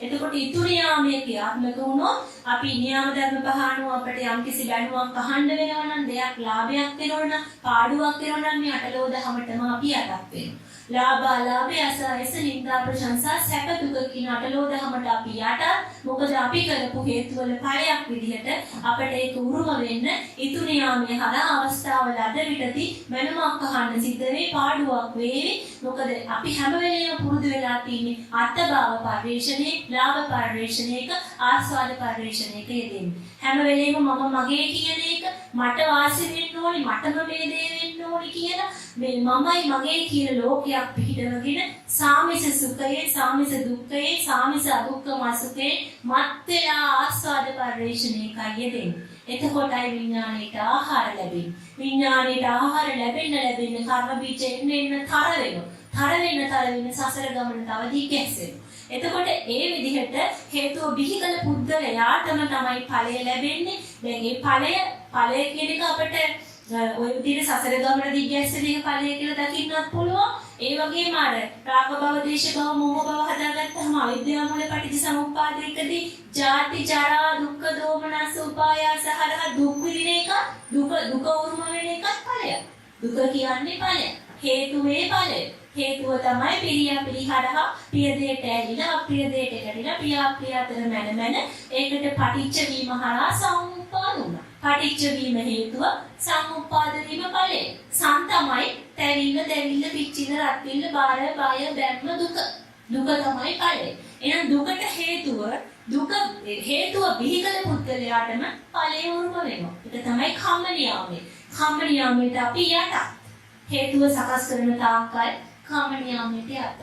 හේතුව පටිච්ච සම්භූතා හේතු බංගා නිරුච්ඡති වුණොත් හේතුව පටිච්ච වෙන හේතුව දැකලා ඒක භංග කරොත් නිරුච්ඡ වෙනවා. නිරුච්ඡ වීම තුල රෝධ වෙවි ගිහිල්ලා ගතිය හදන්නේ. අනිච්ච දුක්ඛ අනාත්ම පුබ්බංගම වෙලා ඒ දැක්ම තුල නිරෝධ වුණොත් අර ගති හදන ගමනින් ගතියක් සකස් නොකිරීම තුල හේතුව භංග වෙලා හේතු පටිච්ච සම්භූතා හේතු භංගා වෙලා නිරුච්ඡති වෙනවා. නිරුච්ඡ වුණොත් තමයි ඒ විදිහට සියලුම හේතුන් හදාගෙන ආපු ආසව පොදියටම නැවත සකස් කරන දාන එක අනුපාද නිරෝධය වුණොත් අර තියෙන ආසය ටිකේ බලය බිඳිලා යනවා. එන්න ශක්තිමත් වෙන්නේ බලය බිඳිනවා. බලය බිඳිනකොට තව හදා දාන එක වලකින එකට කියනවා සංවර කිය. සංවර වෙනකොට තියෙන හදාගෙන ආපු ආසව හදාගෙන ආපු ගති ටික සංසිඳෙනවා. සංසිඳනකොට අවසානයේ ඔක්කොම සංටික සිඳී ගියොත් බුද්ධ ආනාපාන සති සමාධිය පිහිටන කෙනා අවසානයේ සම්මා වෙනවා. එහෙනම් හේතුව බිහිකල පුද්ගලයාටම ඵලය උරුම වෙනවා. ඒ බිහිකල ශක්තියට අදාළවමයි ඵලය හම්බ වෙන්නේ. දැන් අපි තද ඇලීමක් කියලා තද ගැටීම් තද උපාදානයක් නම් තදූපයෙන් පටිච්ච වෙලා නම් ඒක නොලැබීම තුල ඒක නොවිච්ච වීම තුල තද දුක තද බරක් බයක් දැම්මා. හේතු බීජයට අනුවයි ඵලය හම්බ වෙන්නේ. ඒ වගේ විඥාන බීජයක් සකස් කරොත් ඒ විඥාන බීජය තුල තව සසර ගමනට නැවත යනවා. බීජයට අදාළ ඵලය උරුම වෙනවා. ඒ වගේම මේක තව විදිහකට දකින්න පුළුවන් මෙහෙම. දැන් බීජයට අදාළ ඵලෙ කොහොමද අපි හදාගත්තේ ලෝභ බීජයක් නා දේශ බීජයක් නා මෝහ බීජයක් නා එතන අලෝභ දේශ මෝහ බීජ නම් වැඩි බීජයට අදාළ ඵලෙ තමයි සුගති නිවැරදි සුගති දුක්ගති කියන බීජය නම් වැඩි දැන් හදාගත්ත බීජ පොඩි දුක්ගති නා දුගති ලෝක ඵලෙ ඒ විදිහට හේතුඵලෙ දකින්න පුළුවන් ඒ කියන්නේ න්‍යාම ධර්ම පහ ක්‍රියාත්මක වීම තමන් තුළ ඒ අවස්ථාවේ අනුපාද නිරෝධය හරහා දකින්නත් පුළුවන්. මේ මුළු සමස්ත ක්‍රියාවලියම හොඳට විශ්ලේෂණය කරලා න්‍යාම ධර්ම පහ ක්‍රියාත්මක වෙන හැටි දකින්න පුළුවන්. එතකොට ඒ විදිහට ධම්ම නියාමය කියලා කියන්නේ විහිකල ශක්තිය හැම ශක්තියක්ම උදයංගම වෙලා අර්ථංගම ආස්වාද වෙලා ආදීනව දුක්ඛ දෝමනස්යන් විලා නිස්සාරණයටපත් වෙලා යනවා. ඒ ස්වභාවය තුල මේ ධම්ම නියාමයේ ක්‍රියාත්මකයි විපරිණාම ධම්ම කියන එක තමයි ධම්ම නියාමය කියලා කියන්නේ. විපරිණාම ධම්මතාවයේ සියල්ලටම උරුමයි. එතකොට මේ සියල්ලට විපරිණාම ධර්මතාවයේ උරුම නිසා අපි සකස් කරපු විඥාන බීජත් මේ මොහොතේ හදන බීජත් ඵල දීලා මේ මොහොතේ යම් ඵලයක් විදින දුක්ඛ දෝමනස්යක් උපායාසය ඒක හරහා තව බීජයක් හදා ගන්නවා. අර තැම්පත් කරපු ගතිය ආය විපාකති ඉස්සරහට යනවා. එහෙමනම් බිහිකල ශක්තිය හදපු විඥාන බීජ මේ දැන් සකස් කරපු ඒවා මතු මහා කල්ප 91ක් තුල විපාක දෙන්න තරම් ශක්තියක් බලයක් තියෙනවා. දැන් තමන්ගේ කර්ම බීජ පොදියේ තියෙන කර්ම බීජ තව කල්ප 91ක් කාල පරාස 91ක් උපත් 91ක් තුල ඒක ගෙවන්න පුළුවන් ශක්තියක් තියෙනවා. ඒ ශක්තිය අනුව බිහිකල ශක්තිය ගෙවිලා මැරිලා විනාශ වෙලා යන කම කොයි මොහොතේ හෝ පළ දෙන්න පුළුවන් වෙනවා. ඒක තමයි ධම්ම නියාමය. එතකොට මේ විදිහට මේ චිත්ත නියාමය ගැන විස්තරයක් කරන්න. එතකොට චිත්ත නියාමය කියන එක දැන් මෙතෙක් වෙලා අපි කතා කරා මේ විඥාන ශක්තියක් කියන එකක් බිහි කරන්නේම මිනිස්සේ. මොකද ඒ කෙනාට හැම වෙලේම තේරෙනවා මේ ලෝකයේදී මේ ලෝක ස්වභාවය තුල මේ අඩුවක් හැම වෙලේම කොච්චර එකතු කරලා කොයි තරම් ඇසපිනෙව්වත් ඇතිකමක් තියෙනවා. උදේ ඉඳන් හවස වෙනකම් ටීවී එක බලලා ඒ පහවදා උදේට දාන්න නැතුව ඉන්න හිතෙනවද? ඊයේත් පැය 10ක් 12ක්ම බැලුවානේ අද ඔන්නෝහි ඕනේ නැහැ කියලා හිතනවා. නේ අදත් ආපහු දාන්න හිතෙනවා. ඇයි මිනිස්සුන්ට තියෙනවා කියන්නේ අපි පු탁ෂණ ස්වභාවයේ ඉන්න මනුස්ස උනත් පු탁ෂණ ස්වභාවයේ ඉන්න අපි හැමෝගෙම තියෙනවා අඩුවක් ඌනතාවයක්. ඒ අඩුවක් ඌනතාවයක් ඇති වෙන එක තමයි බුද්ධ භාෂිතේ කියන්නේ ඌනෝ ලෝකෝ අතිත්තෝ තණ්හාදාසයෝ කියන. මේ එකතු කරපු ඌනතාවයක් හැම වෙලේම අඩුවක් තියෙන නිසා මේ පු탁ෂණ සත්‍යය තැනකට හා වෙනවා ඌනෝ ලෝකෝ මේ ලෝකයේ අසකරනාසය දිවකය මනහරහ රූප ශබ්ද ගන්ධ රස හරහා මේ රූප උරාබොන ලෝක අබ්බ කරන මේ ලෝක ස්වභාවයේ කොයි තරම්ම රූප බල ඇස පිනෝ පිනවා ගියත් කන පිනෝ පිනවා ගියත් කය පිනෝ පිනවා ගියත් අඩුවක් හිගයක් ඌනතාවයක් දැනෙනවා. ඒ ඌනතාවය දෙන්න නිසාම තමයි ඌනෝ ලෝකෝ ලෝකයේ ඌනතාවයක් තියෙන නිසා අඩුවක් තියෙන නිසා තමයි අතිත්තෝ තණ්හාදාසයෝ තණ්හාව නිසා තැනක හා වෙන්නේ තණ්හාවට දාසයෙක් වෙලා තණ්හාව අනුවම තැනක හා වෙමින් පුළුවන් තරම් හදනවා තමන්ගේ අඩුව පුරව ගන්න. තැනක හා වෙවි බලනවා දැන් හරි මම අල්ලා බදාගත්ත මේක මගේම කරගත්තා දැන් හරි කියද. ඒ අඩුව පිරනවද? නෑ. ආයෙත් අර හදාගත්ත ගති වලින් තව තල්ලුවක් ඉදි ඒත් අඩුයි. ආයෙමත් ඇසකරනාසය දිවකය මන පිනවා විඳවා යනවා කියන එක. ඉතින් ඔය මම මගේ නොවන බව හරියට අවබෝධ වුණා නම් මේ මමයි අපේ නොවන දේ මගේ නොවන දේ කියලා මේ ලෝකයේ පණවන්න දෙයක් නැහැ. මෙතන තියෙන්නේ අර්ථ සංඥාව නිසා මම ඇත්ත දැනගන්න බැරි කම නිසා තමයි මේ කය දලියට මමයි කියලා පණවාගත්තේ. ඇත්තටම දැක්කොත් මෙතන තියෙන්නේ බිම්බයක්. නයිදම් අත්තකතම් බිම්බං නයිදම් පරකතම් මගං හේතුම් පටිච්ච සම්භූතං හේතුබංගා නිරුච්ඡති. මේ බිම්බය මම විසින් නයිදම් අත්තකතම් බිම්බං මම විසින් සකස් කරපු දෙයක්ුත් නෙමෙයි. මම වෙනුවෙන් තව කෙනෙක් සකස් කරන දීපු දෙයක්ුත් නෙමෙයි. හේතුන් නිසා බිහි වෙච්ච දෙයක්.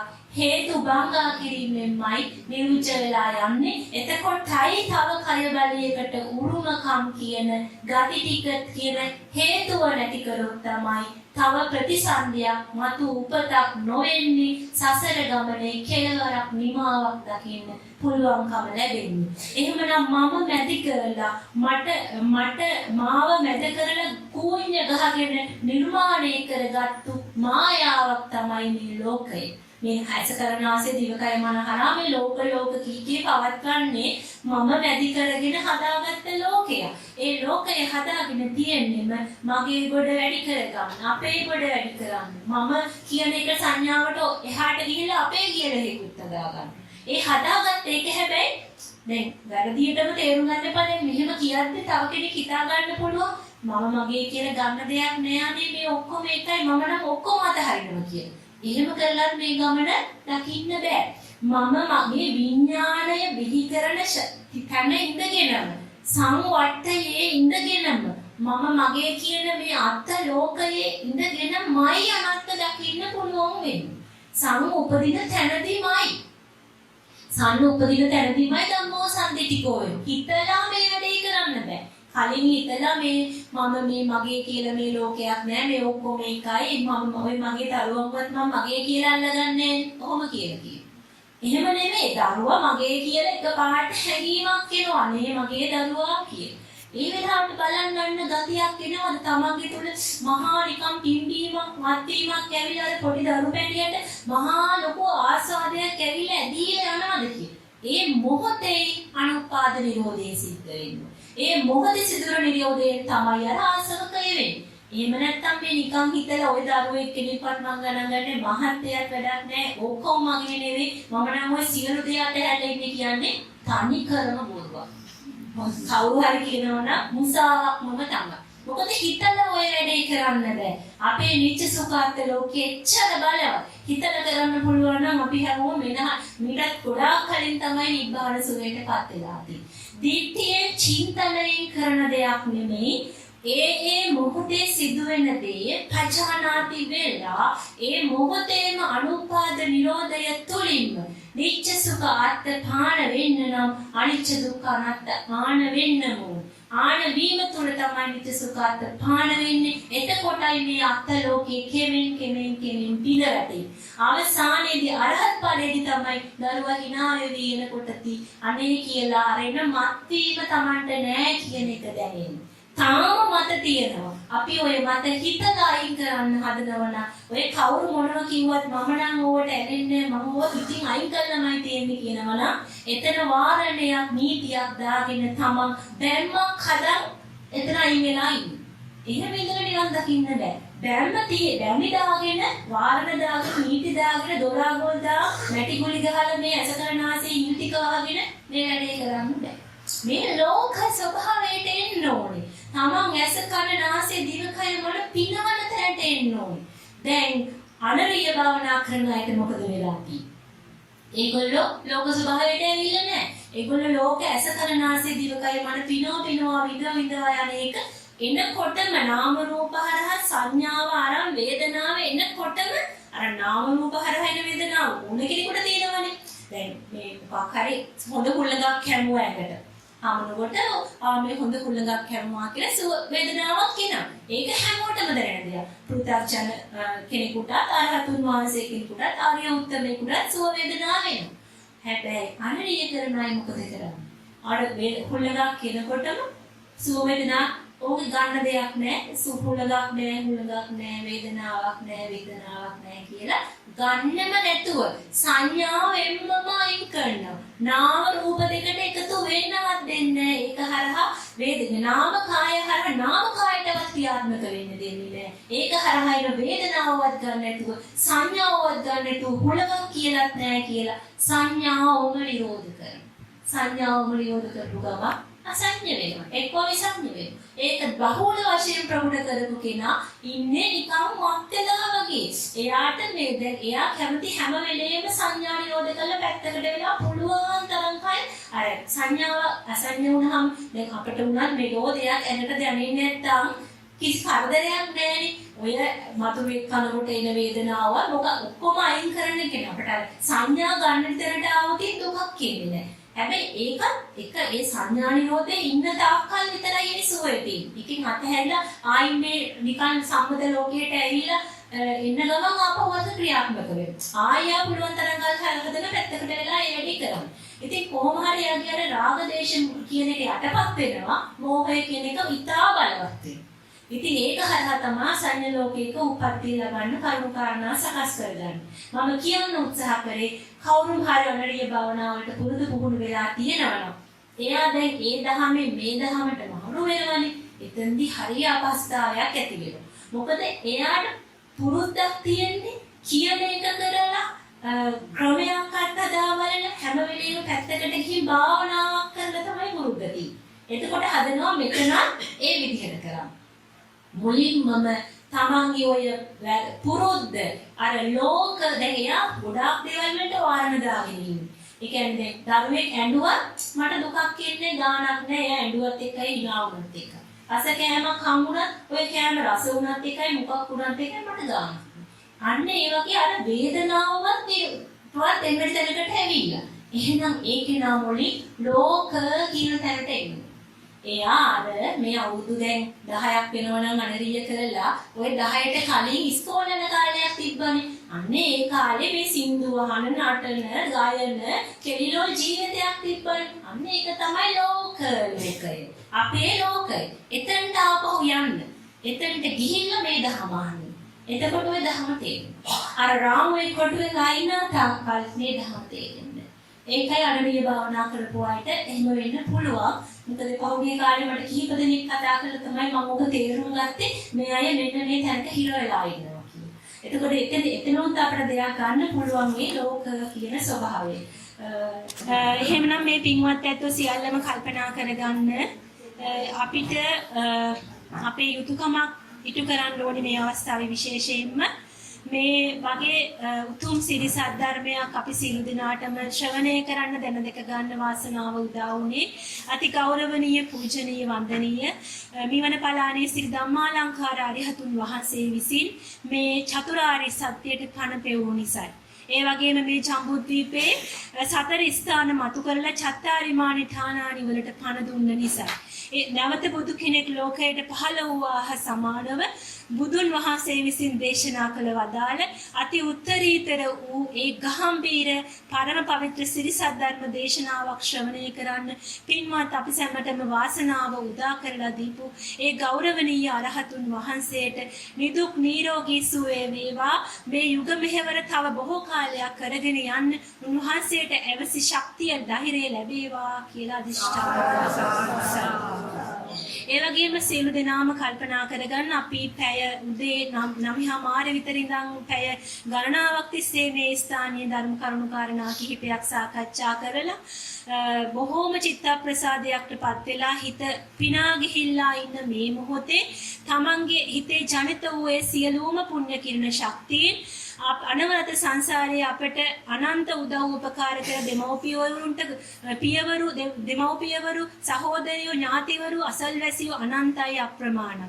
ඒ සියලුම දෙනා අනන්ත සත්ව අපට උදව් උපකාර කරලා තියෙනවා. ඒ අපට උදව් උපකාර කළ සියලුම සත්වයෝ පුද්ගලයෝ මේ මොහොතේ මේ විශ්වයේ කිසියම් හෝ තැනක ප්‍රතිසන්දිය ලැබලා ඉන්නවනම් පින් ගන්න බැරි වුණත් පුළුවන් වුණත් අපේ ඥාති උතුකමක් ඉටු කිරීමක් විදිහට ඒ සියලු දෙනාටම මේ සියලු පුණ්‍ය සම්භාරයෝ උදව් අනුමෝදන් කරමි අනුමෝදන් වෙත්වා පින් කැප කරමි පින් පිහිටුවමි පින් අනුමෝදන් වෙත්වා කියලා සාදුකාරයක් දෙනවා.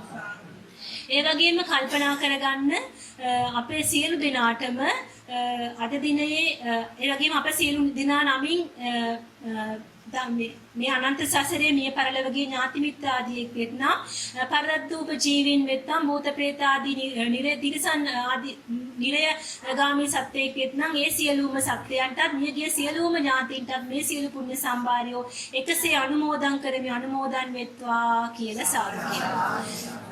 ඒ වගේම අප සියලු දෙනාටම අද දිනේ මේ වගේ වටිනා ධර්ම කරුණු කාරණා කිහිපයක් සාකච්ඡා කරන්න විශේෂයෙන්ම මේ අවස්ථාව උදා කරලා දුන්නේ බත්තර මුල්ලේ පදිංචි පద్මා එදිරිසිංහ මැතිණියත් හේමපාල කිරින්ගොඩ මැතිතුමාගේ අනුග්‍රාහක දායකත්වයේ යටතේ. ඉතින් පద్මා එදිරිසිංහ මැතිණියත් හේමපාල කිරින්ගොඩ මැතිතුමාත් ඒ දරුවන් ඒ දරු මුණුපුරන් සියලු දෙනාම විශාල වශයෙන් වෙහෙස මහන්සි වෙලා තමන් හරිහම්බ කරපු මුදල් හදා වියදල් කරලා වටිනා දානයක් දීලා අපි සියලු දෙනාටම මේ නිවස පහසුකම් සපයලා මේ ධර්ම කරුණු කාරණා සාකච්ඡා කරන්න ඉඩ ප්‍රස්තාව සලසා දීලා එතුමන්ලා කරගත්ත මේ පින අනන්තයි අප්‍රමාණයි. ඉතින් මේ වෙලාවේදී එතුමන් මේ කරගත්තා වූ අනන්ත වූ අප්‍රමාණ වූ පුණ්‍ය සම්භාරය එතුමන්ලාගෙන් පින් බලාපොරොත්තු වෙන අනවරත සංසාරයේ යම් බියගිය ඥාතියෙක් වෙත්නම් පරදත්තූප ජීවියෙක් වෙත්නම් පෙර සසරේ ණය ඇති යම් සසර ගනුදෙනුවක් ඇති යම් සත්වයේ පුද්ගලයෙක් වෙත්නම් දිව්‍ය මනුස්ස තලයක උප්පත්තිය ලබා ඇති කෙනෙක් හෝ වෙත්නම් සියලු ගනුදෙනු වලින් විදි නිදහස් වෙන උදෙසාම මේ සියලු පුණ්‍ය සම්භාරයෝ ඒ සියලු දිනාටම එකසේ අනුමෝදන් කරමි අනුමෝදන් වෙත්වා අත්පත් වෙත්වා කියලා පින් අනුමෝදන් කරනවා. ඒ වගේම අප සියලු දිනාටමත් මේ අවස්ථාවට සහභාගී වෙන්න පුළුවන්කම ලැබුණේ ගෙදරින් නිදහසක් ලැබිච්ච නිසා ඒ ගෙදර ඉන්න අපේ දරුමල්ලම් එයා වගේ අය මේ වෙනුවෙන් අපිට ඉඩ කටයුතු සලසා දීපු නිසා ඒ සෑම සියලු දෙනාටමත් මේ සියලු පුණ්‍ය සම්භාරයෝ එකසේ අනුමෝදන් වෙත්වා ඒ අයටත් මේ උතුම් සිරි සද්ධර්මයේ කන වෙකිලා මේ ඡාතියෙම උතුම් වූ නිබ්බාන සුවය අත්පත් කර ගැනීමට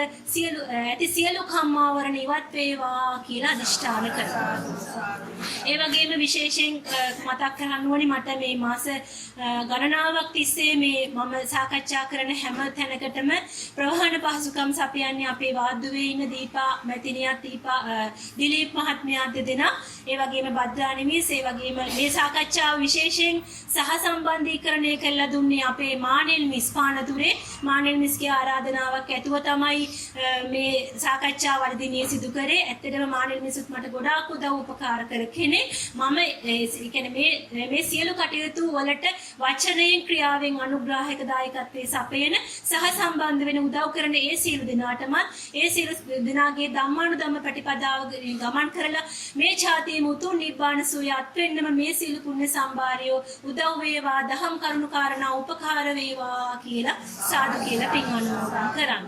ඒ වගේම අප සියලු දෙනාටමත් ධම්මානුධම්ම ප්‍රතිපදාවේ ගමන් කොට මේ ජාතියේම සසර ගමන කෙලවර කර ගන්නම මේ ධර්ම කරුණු කාරණා උදව් වේවා උපනිශ්‍රේ වේවා කියන උතුම් අධිෂ්ඨානයත් පෙරදරි කරගෙන සියලුම දෙවියන්ට බ්‍රහ්මයන්ට මනුස්ස තලයේ උප්පත්තිය ලැබූ සියලුම දෙනාට අපි සියලුම දෙනාටත් මියගිය සියලුම ඥාතීන්ටත් පින් අනුමෝදන් කරමු මේ විදිහට එත්තාවතාච අම්හෙහි සම්පදම් පුඤ්ඤ සම්පදම් සබ්බේ දේවානුමෝදන්තු සබ්බ සම්පත්ති සිද්ධියා එත්තාවතාච අම්හෙහි සම්පදම් පුඤ්ඤ සම්පදම් සබ්බේ භූතානුමෝදන්තු සබ්බ සම්පත්ති සිද්ධියා එත්තාවතාච අම්හෙහි සම්පදම් පුඤ්ඤ සම්පදම් සබ්බේ සතානුමෝදන්තු සබ්බ සම්පත්ති සිද්ධියා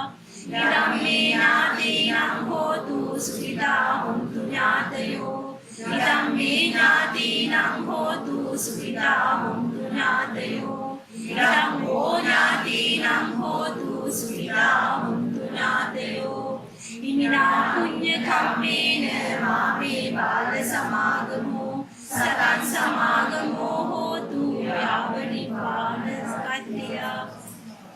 ඒ වගේම සියලු දෙනාටම යහපතක් වේවා සැපතක් වේවා ධම්මානුධම්ම ප්‍රතිපදාවේ ගමන් කර උතුම් වූ නිපාන සුවයට පත්වීමටම මේ සියලු ධර්ම කරුණු කාරණා උපනිශ්‍රේ වේවා හේතු වාසනා වේවා.